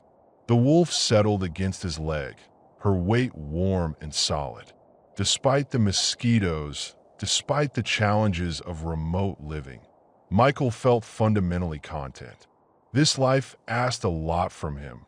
Constant labor, continuous adaptation, acceptance of discomfort. But it also gave him something the city never had: authenticity. His supervisor's voice crackled over the radio, checking in for the first time in weeks. "How's the isolation treating you, Mike?" "It's treating me fine, Tom. Garden's growing. Forest is recovering. No major incidents to report." "And your companion?" "Still around." Word had spread, apparently. Michael should have expected that. Nothing stayed secret in the tight-knit ranger community. "Still around. She's doing well." A pause. "You know that's going to be a problem eventually, right? Can't keep a wild wolf like a pet." "She's not a pet." I know. But you understand how it looks?" Wildlife Services has been asking questions. They're concerned about habituation, about what happens if she approaches hikers or campers. Michael felt his chest tighten. "She doesn't approach anyone except me. She avoids other humans. For now. But patterns change. Just be careful, okay? I'd hate to see this end badly for either of you." After signing off, Michael sat in troubled silence. The wolf sensed his mood change, pressing closer, offering comfort the only way she knew how. He stroked her fur absently, mind working through implications and possibilities. They wanted to take her away. That's what Tom hadn't said directly. Wildlife Services would eventually intervene, would remove the wolf for her own good and public safety. They'd relocate her far from human contact, try to rewild her, and she'd either adapt or she die trying to find her way back. The thought made Michael's stomach churn. "I won't let them take you," he said quietly. "I don't know how to stop it, but I won't just hand you over." The wolf licked his hand, her trust absolute. She had no conception of the human bureaucracy that threatened their arrangement, no understanding that rules and regulations might separate them despite their mutual choice to stay together. As darkness fell and the mosquito swarms finally dissipated, Michael and the wolf moved inside.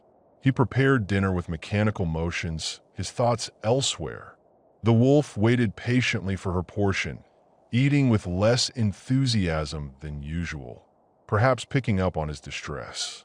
That night, Michael lay awake long after the wolf had fallen asleep. He thought about his past life in the city, about the expectations and pressures that had felt suffocating after the accident. Sarah's family had wanted him to move in with them, to let them care for him. Friends had offered jobs, diversions, attempts at normalcy. Everyone had solutions for his grief, plans for his recovery, opinions about what he should do next. He'd fled all of it, choosing this remote posting where no one could tell him how to heal. And somehow, in this isolation, he'd found the wolf, another being fleeing from loss, seeking space to exist without judgment. They'd built something together, something that didn't fit into neat categories or official regulations. It wasn't pet ownership, wasn't conservation, wasn't rehabilitation. It was simply two beings choosing to share space, to offer comfort, to survive together because surviving alone had proven too difficult. But the world demanded categories, demanded that every relationship be labeled, regulated, made to fit within established guidelines. The wolf was either wild or domestic, endangered or pest, in need of protection or removal. There was no box for companion who saved a man from drowning in grief. Michael thought about his conversation with those hunters in spring, about their warning that his choices had consequences. They'd been right, but he still couldn't regret his decision to bring the wolf home from that burned forest. Whatever came next, however this ended, he'd had this time with her. He'd learned to care again, to fight for something beyond himself, to accept that love always carried the risk of loss. The wolf stirred in her sleep, paws twitching in dream chase. Michael reached out and rested his hand on her side, feeling her heartbeat steady and strong. Tomorrow would bring more challenges, more mosquitoes, more work, possibly more threats to their arrangement. But tonight they were together, safe in their cabin, and that had to be enough. Outside, the summer forest hummed with life. Insects and night birds, small mammals moving through underbrush, the distant howl of wild wolves calling to pack members. The wolf's ears flicked toward the sound, but she didn't wake, didn't respond. She'd chosen this life, this cabin, this human. Whatever wildness called to her was outweighed by what she'd found here. Michael closed his eyes and tried to match his breathing to hers, seeking the peace she seemed to possess so easily. Tomorrow would come regardless of his worries. Best to face it rested, ready to adapt to whatever challenges arose. That's what they did, adapted, survived, kept moving forward. It was enough. It had to be enough. The heat of July pressed down like a weight, turning the cabin into an oven by mid-afternoon despite open windows and cross-ventilation. Michael and the wolf had adapted to the temperature by shifting their activity to early morning and late evening, spending the worst heat hours in whatever shade they could find. The wolf panted constantly, her tongue lolling, her thick fur a burden in summer warmth. Michael had rigged up a shallow pool using a tarp and wooden frame, filling it with creek water for the wolf to cool off. She'd been skeptical at first, circling the improvised pond with suspicion, but eventually she'd stepped in, then laid down with a sigh of pure relief. Now she spent hours there, submerged to her shoulders, eyes half closed, in contentment. If someone had told me a year ago that I'd be building swimming pools for wolves, Michael said, watching her float peacefully, I'd have said they were crazy. The wolf opened one eye, acknowledged his comment with a lazy tail swish, then returned to her aquatic meditation. Nights brought relief from heat, but introduced new challenges. The cabin's position, sheltered for winter storms, became a disadvantage in summer. Air circulation was poor, and the structure retained the day's warmth well into darkness. Michael slept with all windows open, accepting the trade-off of insects for cooler temperatures. He woke that night to the wolf's low growl. The sound was different from her normal vocalizations, deeper, more sustained, carrying a warning that snapped Michael instantly awake. The wolf stood rigid at the window, hackles raised, her attention fixed on something outside. Michael rose quietly and moved to her side. Through the window, he could see nothing but darkness and moon shadows playing across the clearing. But he trusted the wolf's senses over his own limited perception. "What is it, girl?" The growl intensified. Then Michael heard it, a heavy snuffling sound, something large moving through the underbrush near the cabin. His heart rate spiked. Bear had to be. They'd been relatively rare this summer, most staying at higher elevations, but food shortages could drive them to investigate human habitation. He grabbed his flashlight and moved to the door, the wolf blocking his path with her body. "Easy," he said softly. "I need to see what we're dealing with." The wolf clearly disagreed with this plan, but she moved aside reluctantly when he insisted. Michael opened the door just wide enough to shine the flashlight across the clearing. The beam caught reflective eyes, large, set wide apart. Definitely a bear, and a big one by the height. The animal was investigating his woodpile, nose working as it searched for anything edible. Michael's mind raced through bear safety protocols. Don't run, don't appear threatening, make noise to scare it away. But this bear wasn't behaving typically. Most would flee from human presence, especially with lights and noise. This one just continued its investigation, barely acknowledging the flashlight. Then he noticed the cubs. Two small shapes moved near the larger bear's legs. Young of a year, probably 4 months old. A mother with cubs, which meant the bear's tolerance for perceived threats was virtually zero. She was here looking for food, and she'd be hyperprotective of her offspring. Michael backed into the cabin slowly, closing the door quietly. His pantry held food, dried goods, canned items, but nothing that would attract a bear through walls. The real danger was if she decided to investigate more aggressively, if she tried to get inside. The wolf was still growling, every muscle tense. Michael rested a hand on her back, feeling her quivering with the desire to defend their territory. "No," he said firmly. "We don't challenge a mother bear. We stay inside and wait for her to leave." But the bear wasn't leaving. The snuffling sounds moved closer along the cabin wall. Michael tracked the sound, watching through windows as the bear circled the structure. She paused at the door, testing it with her paw. The wood creaked, but held. The cubs were crying now, high-pitched sounds that increased their mother's agitation. She huffed loudly, a warning sound, then rose onto her hind legs and slapped the cabin wall. The impact shook the whole structure. The wolf barked, sharp, aggressive, claiming territory. Michael tried to quiet her, but she pulled away from his hand and continued barking, positioning herself between the door and Michael. "Stop," Michael hissed. "You're making it worse." But the wolf wouldn't stop. Her instinct demanded she defend, drive away this threat. She scratched at the door, wanting out, wanting to confront the bear directly. Michael grabbed her collar, an addition he'd made months ago, never thinking he'd use it like this. The wolf fought him, stronger than he'd expected, desperate to engage the threat. He held on, using his weight and leverage, forcing her back from the door. "I know you want to protect me," he said, struggling to maintain control. "But that bear will kill you. Will kill both of us if we provoke her. So we stay inside, stay quiet, and let her move on." The bear dropped back to all fours and moved to the window where they stood. For a moment, Michael found himself face to face with her through the glass. Close enough to see her small eyes, her scarred muzzle, the intelligence and wariness in her expression. She was searching for threat, evaluating whether this cabin held danger to her cubs. Michael forced himself to stay still, to project calm despite his hammering heart.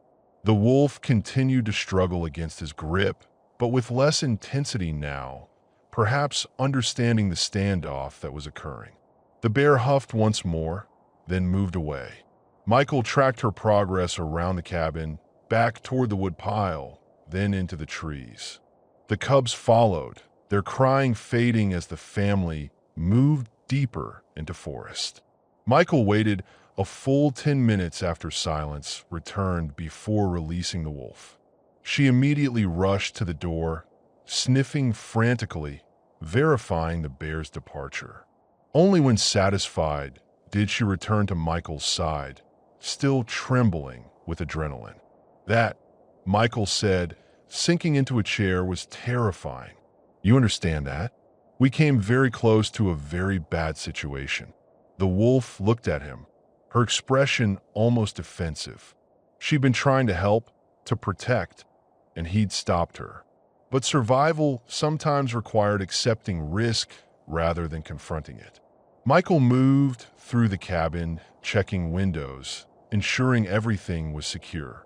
Dawn was still hours away, but he knew he wouldn't sleep. The encounter had shaken him, reminded him how vulnerable they truly were out here. The cabin wasn't a fortress. It was just wood and glass against nature's power. He'd built up the fire, not for warmth, but for comfort, for the primal reassurance of flame against darkness. The wolf settled beside him, still alert, still processing the threat that had come so close. "I'm sorry I had to restrain you," Michael said, stroking her head. "I know your instincts were screaming at you to fight, but sometimes the bravest thing is knowing when not to fight, when to let threats pass without engagement." The wolf leaned into his touch, accepting the apology. "You wanted to protect me, and I love you for that. But I need to protect you too, even from yourself sometimes. That bear could have killed you in seconds. And then where would I be? Alone again, having lost another being I care about." He pulled her closer, burying his face in her fur. The fear was still there, settling into his bones. Not just fear of the bear, but of all the ways he could lose this companion who'd become essential to his survival.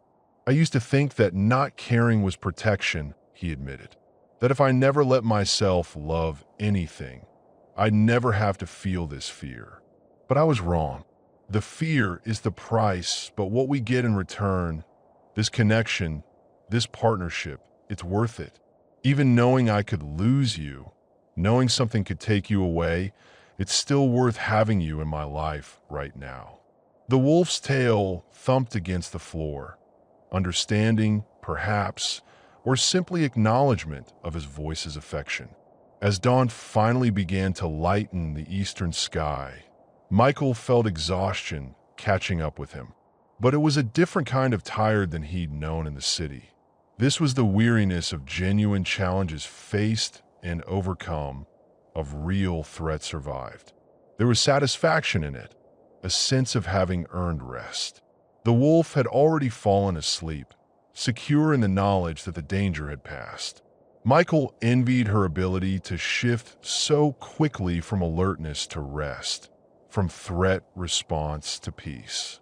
But then, she'd been doing this her whole life, living with danger as constant companion, accepting risk as simply the cost of existence.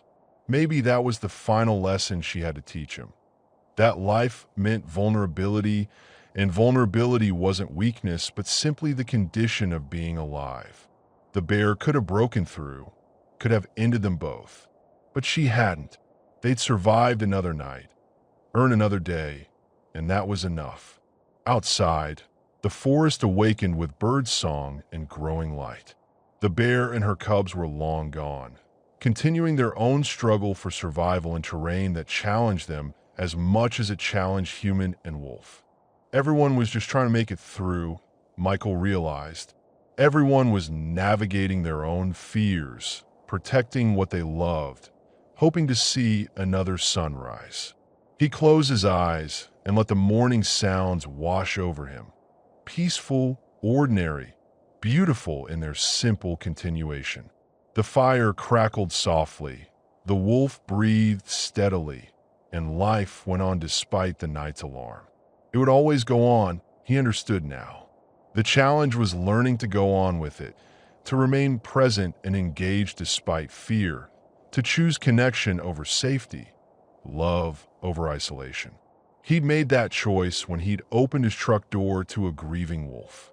Now, months later, he was still choosing it daily, choosing to care, to protect, to remain vulnerable to loss, because the alternative was a life not worth living.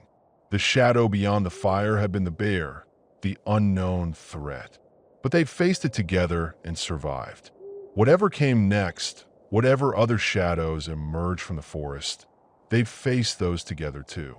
That's what family meant, Michael thought. Not blood or law or tradition, but simply choosing to stand together against whatever darkness came. August brought Michael's quarterly supply run, a trip he could no longer postpone despite his reluctance to leave the wolf and face questions from the ranger community. He'd heard through radio chatter that word of his situation had spread, that people had opinions about the man living with a wolf in the high country. The morning of departure, the wolf sensed something different in his preparations. She followed him from room to room as he gathered items for the trip, her anxiety evident in the way she pressed against his legs, whining softly when he loaded his pack. "I have to go," Michael explained, crouching to hold her face in his hands. "But I'm coming back. Always coming back. You understand that now, right?" Her yellow eyes searched his, and he saw trust there, but also worry. She'd been abandoned once before, left alone when fire took her family. Some part of her would always fear abandonment, just as some part of him would always fear loss. He left food and water in abundance, propped the door open so she could come and go freely, and spent 10 minutes just sitting with her on the porch, memorizing the feel of her fur under his hands. 2 days, he promised. 3 at most. Then I'm back. The drive down the mountain felt longer than usual, each mile stretching as Michael's mind remained with the cabin and its lone occupant. Would she wait? Or would this absence trigger some instinct that told her to move on, find a new territory, return fully to wildness? The small town of Elk Ridge served as the nearest supply hub, barely more than a main street with a general store, gas station, and combination post office and cafe. Michael parked his truck and immediately felt the weight of attention. People stared, some with curiosity, others with something more judgmental. Inside the general store, conversations paused when he entered. The proprietor, a woman named Margaret who'd always been friendly, greeted him with unusual reserve. "Michael, haven't seen you in a while. Been busy with the station." He began gathering supplies, aware of eyes tracking his movements. "Heard you've been real busy. Got yourself some unusual company up there." Michael kept his voice neutral. "Don't know what you've heard. Heard you're keeping a wolf like a pet." "That true? She's not a pet. She lives near my station." "That's all." A man at the counter snorted. "That's all? Wolves are dangerous, friend. Shouldn't be encouraging them to hang around people." Michael turned to face him, a rancher by his clothing, probably someone who viewed wolves as threats to livestock. "She doesn't approach anyone but me. Stays well away from human activity. Until she doesn't. Until she decides someone else looks friendly, or feels threatened, or just acts on instinct." The rancher's tone carried certainty. "You're creating a problem that's going to end bad for everyone, especially that wolf." Other customers murmured agreement. Michael felt his jaw tighten, his hands gripping the shopping basket harder than necessary. These people didn't know the wolf, didn't understand what they'd survived together. They just saw categories, wild versus domestic, dangerous versus safe, and demanded everything fit neatly into boxes. "She's not hurting anyone," Michael said carefully. "Yet," the rancher replied. "Give it time. Nature always wins out eventually." Margaret intervened with practiced diplomacy. "Let's just ring up your supplies, Michael. I'm sure you want to get back before dark." As she tallied his purchases, she spoke quietly. "Bill Warner from Fish and Wildlife was in here last week, asking questions about you. Thought you should know." Michael's stomach dropped. "What kind of questions?" "About the wolf. Whether she's aggressive, whether you're trying to domesticate her." He seemed concerned. Concerned for the wolf, or concerned about regulations? Margaret's sympathetic look told him it was the latter. Michael loaded his truck in silence, hyper-aware of people watching, judging, forming opinions about situations they didn't understand. He stopped at the cafe for lunch, hoping to avoid further confrontation, but the waitress who brought his coffee couldn't resist commenting. "You're that ranger, aren't you? The one with the wolf." "I'm a ranger, yes. Must be lonely up there to want a wild animal for company." Michael looked up sharply. "It's not about loneliness. It's about—" He stopped, unable to explain to this stranger what the wolf meant, how she'd pulled him back from the edge of giving up entirely. The waitress shrugged. Well, it just seems odd is all. Most people come down from the mountains for company. You go up there to avoid it. After she left, Michael sat with his cooling coffee, feeling the weight of the town's judgment.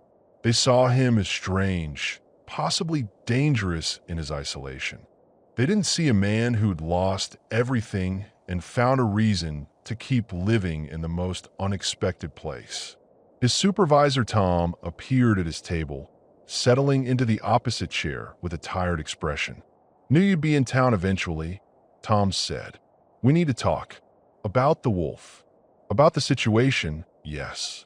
Fish and Wildlife is pushing for intervention. They want to relocate her, get her away from human habituation.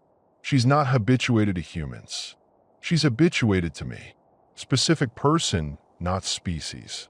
That's splitting hairs, Mike, and you know it. The concern is valid. What happens if she approaches hikers?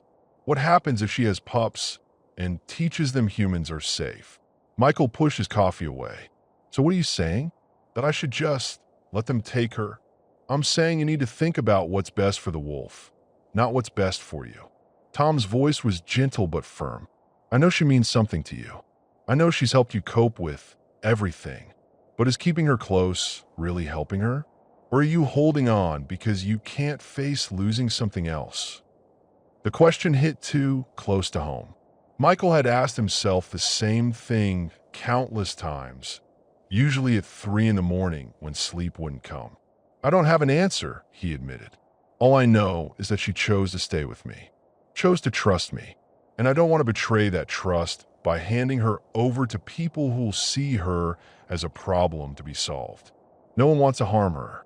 They'd relocate her far from human activity, give her a chance to rejoin wild populations. Or she'd spend her life trying to get back to me. Wolves can travel hundreds of miles. She'd die trying to return. Tom was silent for a moment. There's no good answer here, is there? Not that I can see. They parted with an uneasy truce, Tom promising to stall Fish and Wildlife as long as possible. Michael promising to seriously consider the wolf's best interests. But as Michael left town, supplies loaded and afternoon sun beating down, he felt only confusion. The drive back seemed to take forever. Michael's mind churned through scenarios, each worse than the last. He could release the wolf himself, drive her far away, and leave her before authorities intervened. He could fight the bureaucracy, refuse access to his station, force them to take legal action. He could what? There are no good options, just varying degrees of bad. The cabin appeared as sunset painted the sky orange and purple. Michael barely had time to park before the wolf was there, jumping up to greet him with unusual exuberance. She licked his face, circled him, whined her relief at his return. All the anxiety she'd contained during his absence poured out in desperate affection. I know, girl. I know. I missed you too. They went inside together, and Michael unpacked while the wolf stayed within touching distance, as if afraid he might disappear again.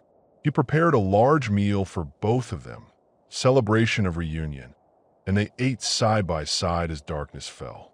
Later, sitting by the fire, Michael voiced the question that had haunted his drive home. What do I do? How do I protect you from people who think they're helping? The wolf rested her head on his knee, trusting him to solve problems she couldn't comprehend. The town thinks I'm crazy. Tom thinks I'm selfish. Fish and Wildlife thinks I'm irresponsible. And maybe they're all right. Maybe I'm all those things. But I also know what you've given me. Purpose, connection, a reason to wake up each day. And I know what I've given you. Safety, food, companionship when you'd lost your family. He stroked her ears, feeling their softness. So here's what I think. Everyone has opinions about what's best for you, but none of them know you like I do. None of them sat with you through sickness, or watched you learn to trust again, or saw you choose to stay when you could have left. They see a wolf, a category of regulatory concern. I see you, individual, irreplaceable, free to make your own choices. The wolf's tail thumped softly against the floor. And your choice has been to stay here with me. So until you decide differently, until you leave on your own terms, I'm going to respect that choice. I'm going to protect you from people who think they know better than you do what kind of life you should have. It wasn't a solution. The problems remained, would eventually come to a head. But it was a decision, a stand based not on regulation or convention, but on respect for the wolf's autonomy. She wasn't his pet to control or wildlife services problem to manage. She was her own being, making her own choices, and deserved to have those choices honored. That night, Michael slept better than he had in weeks. The wolf curled against him, solid and real, proof that some connections transcended society's rules about what was appropriate or safe. Tomorrow would bring new challenges, it always did. But tonight, they were together, choosing each other, and that made them family regardless of what anyone else thought. Outside, the August night sang with crickets and distant coyotes. The wolf's ears twitched toward the sounds, but she didn't rise, didn't answer. She'd made her choice, and the wild, for now at least, would have to continue without her. September arrived with a shift in the light, still warm during the day, but carrying an edge that promised coming cold. The forest began its transformation, aspens turning gold, service berries deepening to burgundy, the air taking on that crisp quality that spoke of change. Michael felt the seasonal shift in his bones, a mixture of appreciation for autumn's beauty and apprehension about the approaching winter. This would be their second winter together. He was better prepared this time. More supplies laid in, better understanding of what they'd need, repairs completed on the cabin before weather turned severe.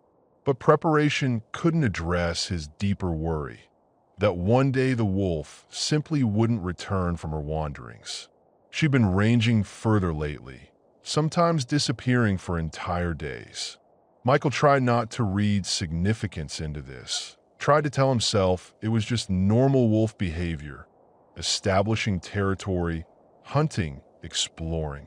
But each absence brought that familiar fear, the question of whether this time she decided not to come back. On a morning of particular beauty, frost sparkling on grass, sky cloudless and intensely blue, the wolf left after breakfast and didn't return by sunset. Michael tried to maintain his routine, splitting wood and organizing supplies, but his attention kept drifting to the tree line, watching for gray fur among the golden aspens. Nightfall brought no return. Michael built up the fire and sat on the porch, wrapped in a blanket, waiting. The temperature dropped steadily, his breath visible in the moonlight. Still he waited. She'd been gone longer before, he reminded himself. 3 days during summer, and she'd returned healthy and content. This was no different, except it felt different. Something in the air, in the seasons turning, whispered of endings. The second day passed in agonizing slowness. Michael tried to work, but couldn't focus. He found himself at the window constantly, scanning the forest. He prepared food for 2 out of habit, then stood staring at the wolf's untouched portion until it grew cold. By the 3rd day, fear had calcified into dread. She was gone, really gone. She decided to return to wilderness, to rejoin whatever wild wolves remained in these mountains. Or something had happened. Injury, illness, human intervention. Michael's mind spiraled through possibilities, each worse than the last. He forced himself to eat, to maintain basic functions, but the cabin felt enormous and empty. The silence was crushing, reminding him of those first months after the accident when solitude had seemed like salvation. Now it just felt like punishment. On the 4th morning, Michael made a decision. He'd track her, find out what happened. It violated his promise to respect her autonomy, but the not knowing was unbearable. He loaded his pack with supplies and set out following her last known direction. The forest showed its beauty indifferently to his distress. Leaves fell in gentle spirals, landing on his shoulders like golden snow. A fox darted across the path, pausing to study him with curiosity before vanishing into underbrush. Life continued its patterns regardless of human anxiety. Michael found tracks after 2 miles, clear paw prints in soft earth beside a stream. He followed them carefully, noting their direction, their freshness. The wolf had come this way recently, moving with purpose toward the higher elevations.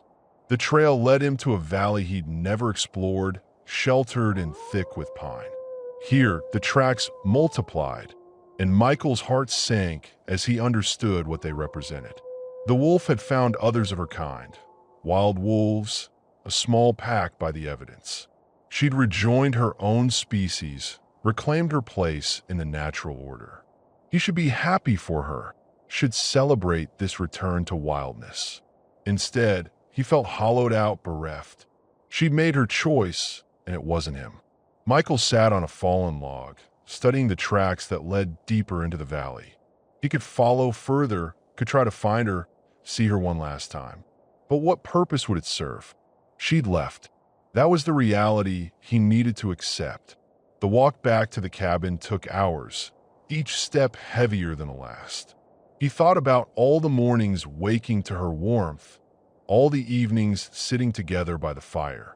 Memories that would have to sustain him now that the reality was gone. The cabin appeared through the trees, and Michael's eyes automatically went to the porch, empty as he'd known it would be. He climbed the steps heavily, dropped his pack, and stood at the door, trying to summon the will to go inside.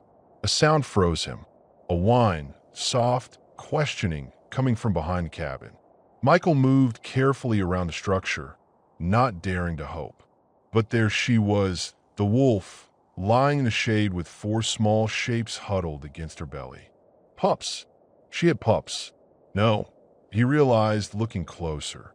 These weren't her biological pups. Wrong age, different coloring. Orphans, most likely, their mother lost to predator or accident. The wolf had found them and brought them here, to the only safe place she knew. She looked up at Michael, and in her eyes he saw a question. Will you help me with them? Michael felt his throat tighten, emotion overwhelming him. She hadn't left. She'd gone searching, had found these abandoned pups, and had chosen to return with them. Had chosen to expand their family rather than abandon it. Yeah, he said, voice rough. Yeah, I'll help. He approached slowly, letting the pups catch his scent. They were maybe 8 weeks old enough to be weaned but still desperately in need of care. 3 gray, 1 black, all showing signs of hunger and stress. The wolf watched him carefully as he examined each pup, checking for injury or illness. You brought them home, Michael said, wonder in his voice. You could have joined that pack I saw, could have left this human life behind, but you chose to come back. Chose me and this place over wild freedom. The wolf licked his hand, then returned attention to the pups. Michael spent the rest of the day helping establish the new family. He brought out blankets and food, created a sheltered space where the pups could rest safely. The wolf accepted his help with obvious relief, finally able to relax now that her charges were in safe territory. As evening fell, Michael sat on the porch watching the wolf teach the pups to eat solid food. They were clumsy and uncertain, stumbling over their own paws, but they were learning, growing stronger, building trust not just in the wolf, but in this place, in the human who shared it. I thought you'd left me, Michael admitted quietly. Thought you'd decided wildlife was better than this halfway existence we built. And maybe it would have been better, easier, more natural. But you came back anyway. Came back with more lives depending on you. The wolf glanced at him, then returned to grooming a pup that had gotten food on its face. I don't know how we're going to make this work. 4 growing pups means 4 times the food for times the care. Winter's coming, and they'll need shelter, warmth, protection. It's going to be hard. But even as he spoke, Michael felt something shift inside him. These pups represented possibility, the continuation of life despite loss. The wolf had lost her original family to fire, but had chosen to create a new one. She'd adapted, survived, and now she was teaching these orphans to do the same. Maybe that was the pattern: loss followed by reconstruction, grief transformed into care for what remained. Michael had lost Sarah and Emma, but he'd found the wolf. The wolf had lost her pups, but she'd found these orphans. Life kept moving forward, kept creating new connections despite everything that tried to break them. That night, the wolf and pups slept in a pile near the fireplace, a tangle of fur and paws and gentle breathing. Michael watched them from his chair, no longer feeling the loneliness that had characterized his first year in this cabin. The silence was filled now with the sounds of family, of life choosing to persist despite all the reasons it had to give up. The mist outside carried the scent of autumn, decay, and ripeness, ending and beginning intertwined. Somewhere in that mist, winter waited. But inside, warmth held. Inside, love had multiplied rather than diminished. Inside, a man and a wolf and 4 orphan pups faced the coming cold together, their combined strength greater than the sum of their individual vulnerabilities. Michael closed his eyes and listened to the breathing of his new family, feeling grateful beyond words for the wolf's choice to return, to trust him with these fragile lives. Tomorrow would bring challenges: how to feed them all, how to keep them safe, how to navigate the inevitable questions from authorities. But tonight, simple presence was enough. The track in the mist had led not away but back, bringing not emptiness but abundance. The wolf had found her way home, and in doing so, had shown Michael that home wasn't a place but a choice. The decision to stay, to care, to build something worth protecting despite uncertainty about the future. He fell asleep in his chair, lulled by the sounds of his family sleeping, trusting in morning's light to show them the path forward. November arrived with teeth bared, temperatures plummeting overnight and staying below freezing even at midday. The 4 pups, Michael had named them Ash, Ember, Frost, and Shadow based on their coloring and personalities, had grown substantially in the weeks since their arrival. They were rambunctious, curious, and constantly hungry. The food situation had become critical. Michael's carefully calculated supplies were designed for 1 human and 1 wolf, not a growing pack. He'd supplemented with increased hunting trips, with success that varied day by day. The wolf helped, teaching the pups to hunt small game, but they were still too young to bring down anything substantial. Michael stood in his pantry doing math that refused to add up favorably. At current consumption rates, they'd run out of stored food by mid-January. That left 2 months of winter to survive on whatever they could hunt or scavenge.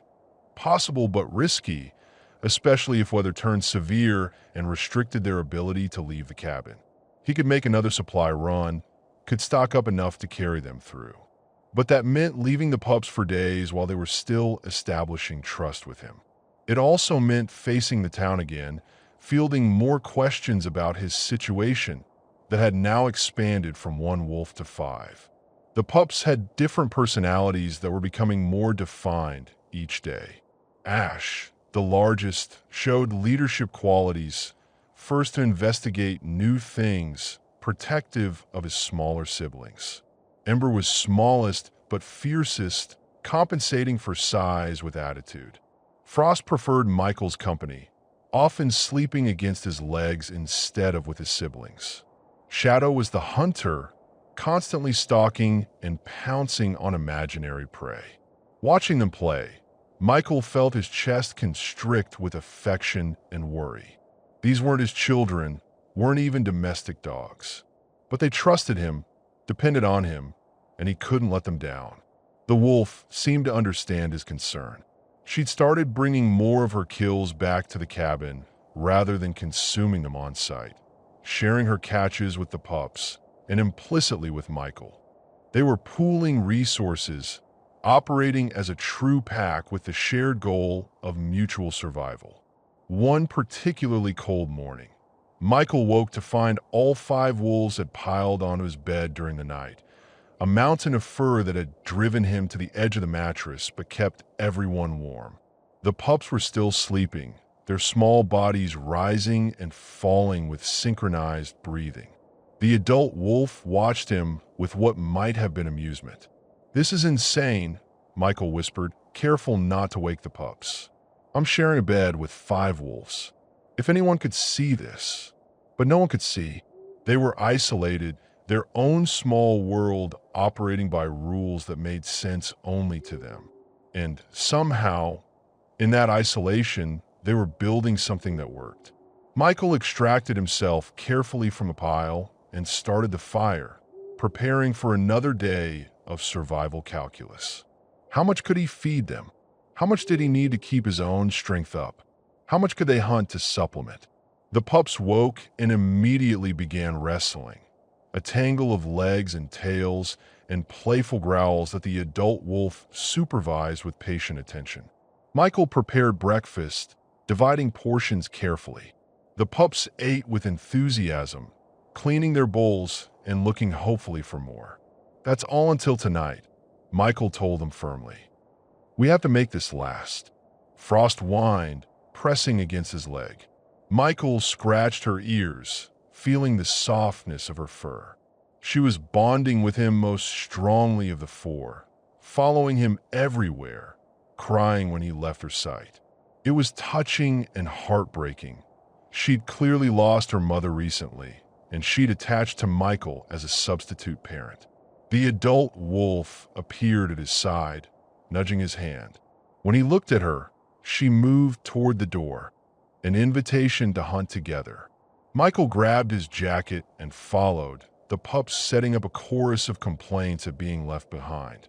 "Guard the cabin," Michael told them, which made no sense but seemed to comfort them anyway. He and the wolf moved through the frozen forest, their breath creating clouds in the morning air. She led him to a game trail she'd been monitoring, indicating fresh tracks in the snow. Deer, several of them, passed through recently. They settled into waiting, Michael with his rifle, the wolf crouched and still. The silence was absolute except for occasional whine through bare branches. Time stretched, measured not in minutes, but in the rhythm of breathing, the slow ache of cold seeping through layers of clothing.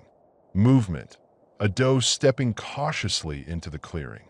Michael raised his rifle slowly, sighting along the barrel. Clean shot, easy, but his finger hesitated on the trigger. This animal was also just trying to survive winter, was also vulnerable and beautiful and alive. The wolf looked at him, questioning. They needed this meat. The pups needed it. Michael took the shot. The deer fell cleanly, death instantaneous. He and the wolf approached the body, and he said a quiet word of gratitude, not to any god, but to the deer itself, acknowledging the life taken to preserve others. They worked together to field dress the animal, the wolf's teeth and Michael's knife combining to process the meat efficiently. It would feed them for 2 weeks if rationed carefully, provide bones for the pups to gnaw, offer a buffer against hunger that Michael desperately needed. As they hauled portions back to the cabin, Michael reflected on the morality of it all. He'd killed to feed his pack. The deer had died, so wolves, including one who'd arguably been removed from natural predator-prey dynamics, could eat. Was this natural?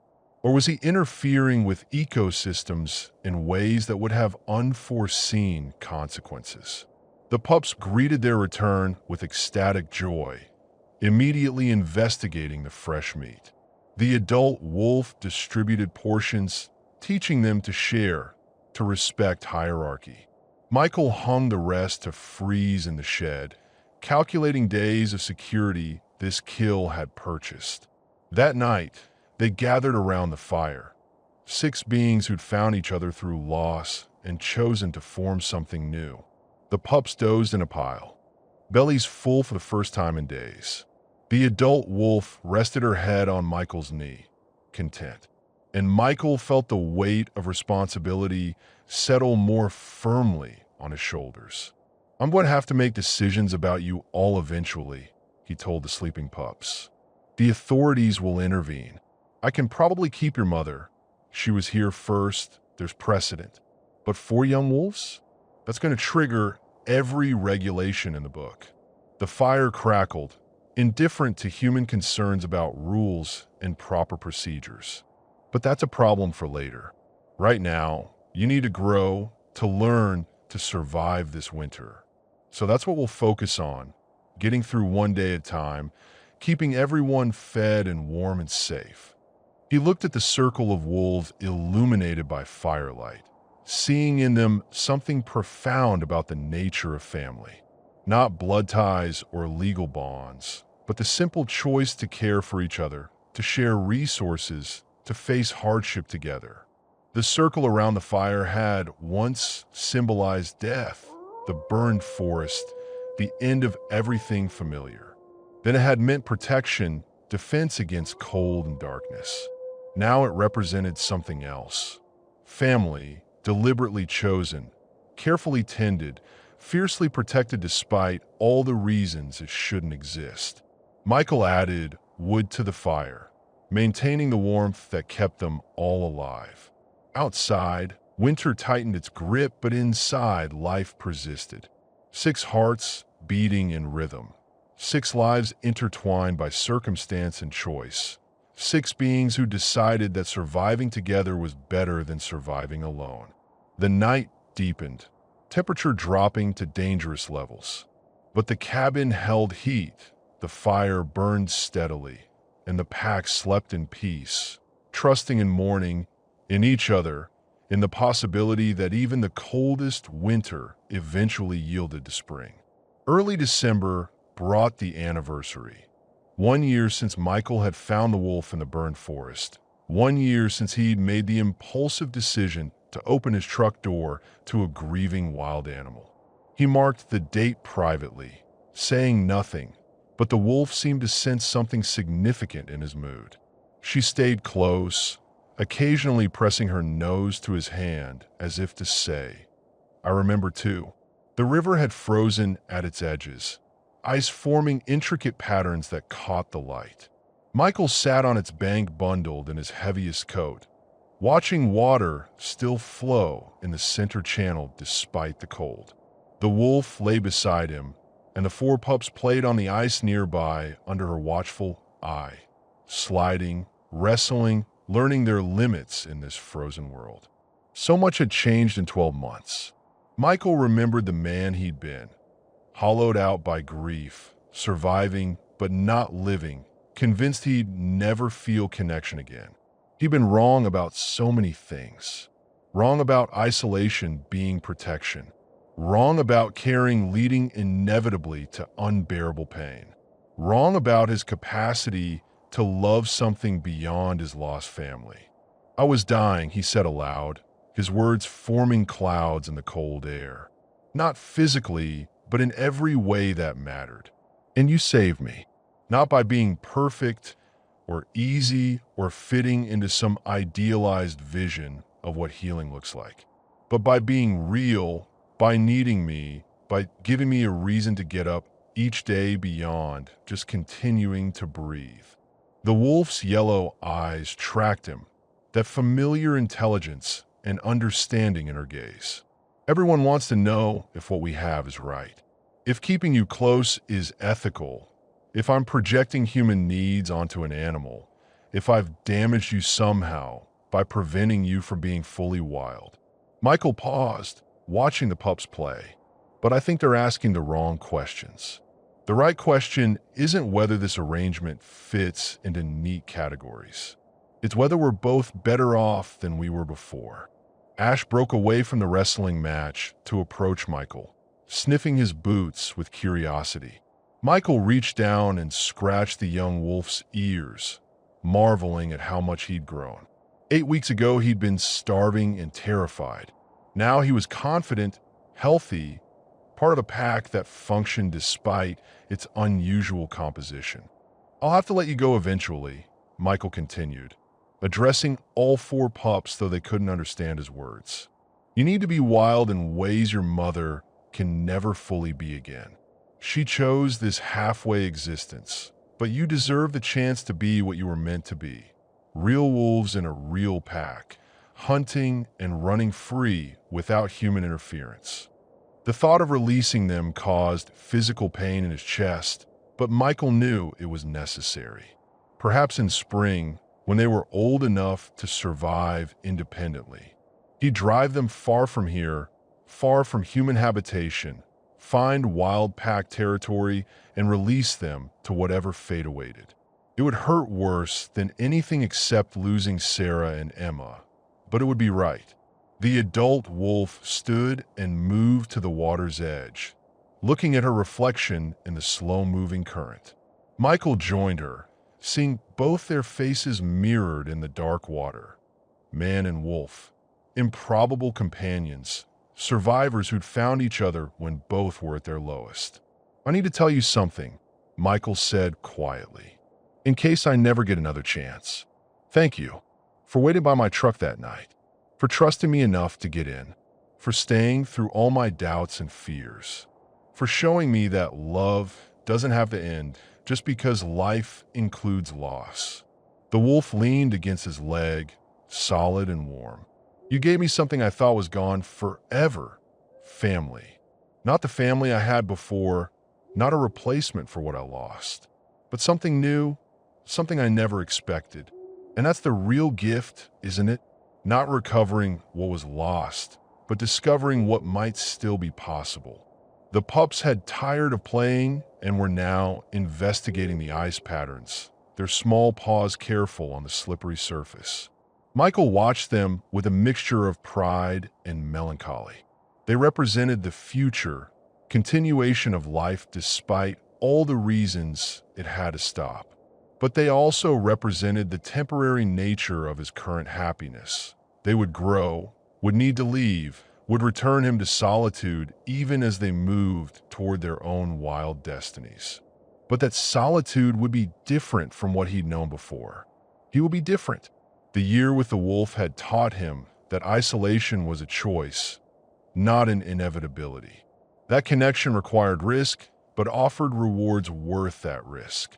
That love persisted even through loss, transforming into memory and gratitude rather than just pain. "The past will never return," Michael said, voicing acceptance he'd been moving toward for months. "Sarah and Emma are gone. Your original pups are gone. We can't undo fire or accidents or any of the terrible things that have happened.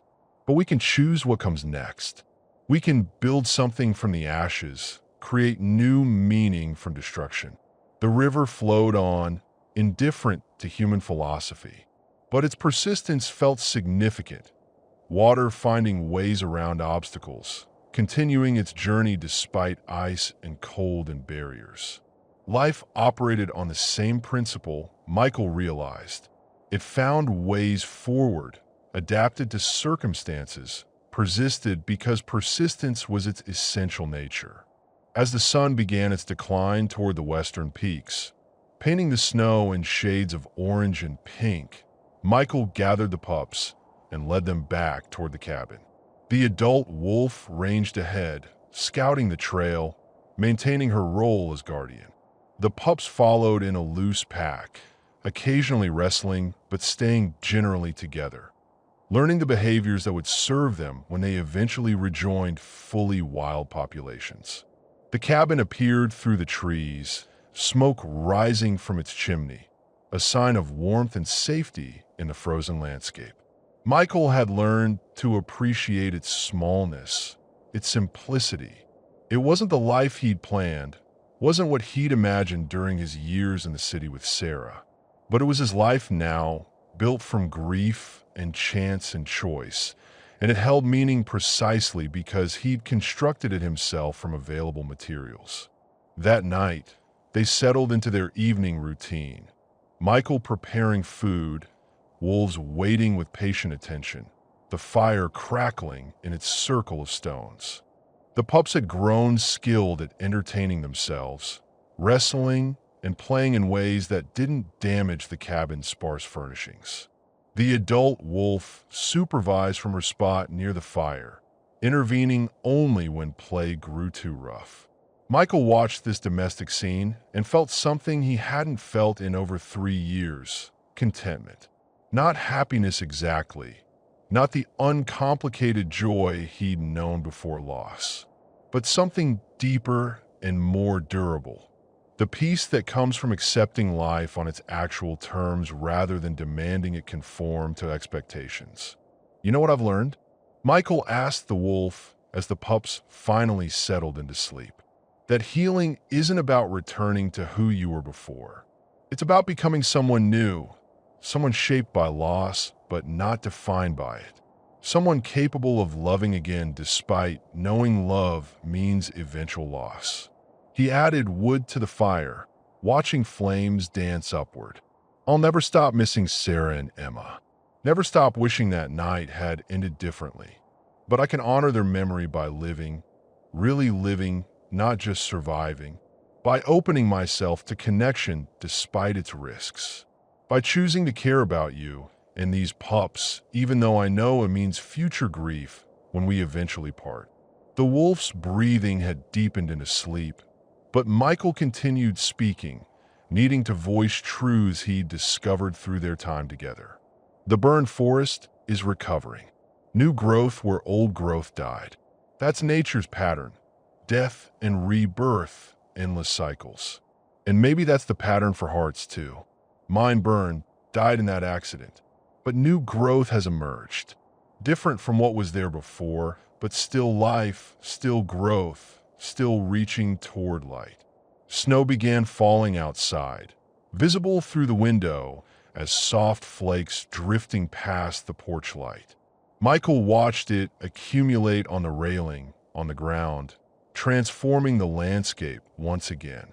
Tomorrow would bring new challenges, more hunting, more rationing, more vigilance against cold and hunger. But tonight, in this moment, there was peace. The fire burned steadily, that eternal symbol now fully reclaimed from associations with death and destruction. It represented warmth, safety, the circle of family gathered against darkness. It represented the light that persists despite everything that tries to extinguish it. Michael closed his eyes and listened to the breathing of his pack, 5 wolves in various sizes, all depending on him to keep them alive through winter.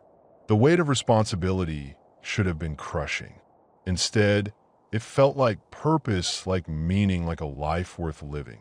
Outside, the snow fell silently, covering tracks and trails, making the world new. Inside, the fire burned and the pack slept, and one man sat awake with gratitude flooding through him. Grateful for loss that had led him here, for grief that had carved space for new love, for the wolf who'd waited by his truck and changed everything. The silence of the winter night was absolute, profound. But it wasn't empty. It was full of possibility, of presence, of the quiet assurance that morning would come, and with it another day of life shared, of challenges faced together, of love offered despite certainty of eventual loss. Michael finally allowed himself to sleep, trusting in the morning, in the wolves beside him, in the eternal pattern of death and rebirth that governed all living things. The ashes had produced new growth. The frozen river would thaw and flow again. And a heart broken by loss had learned to love once more, proving that life, stubborn, persistent, endlessly creative, always found ways forward. The fire crackled softly, maintaining its watch through the long winter night. Outside, snow continued falling, quiet and constant. Inside, warmth held. Inside, family breathed in rhythm. Inside, life persisted despite everything, because persistence was what life did, and love, however improbable its form, remained the force that made persistence worthwhile.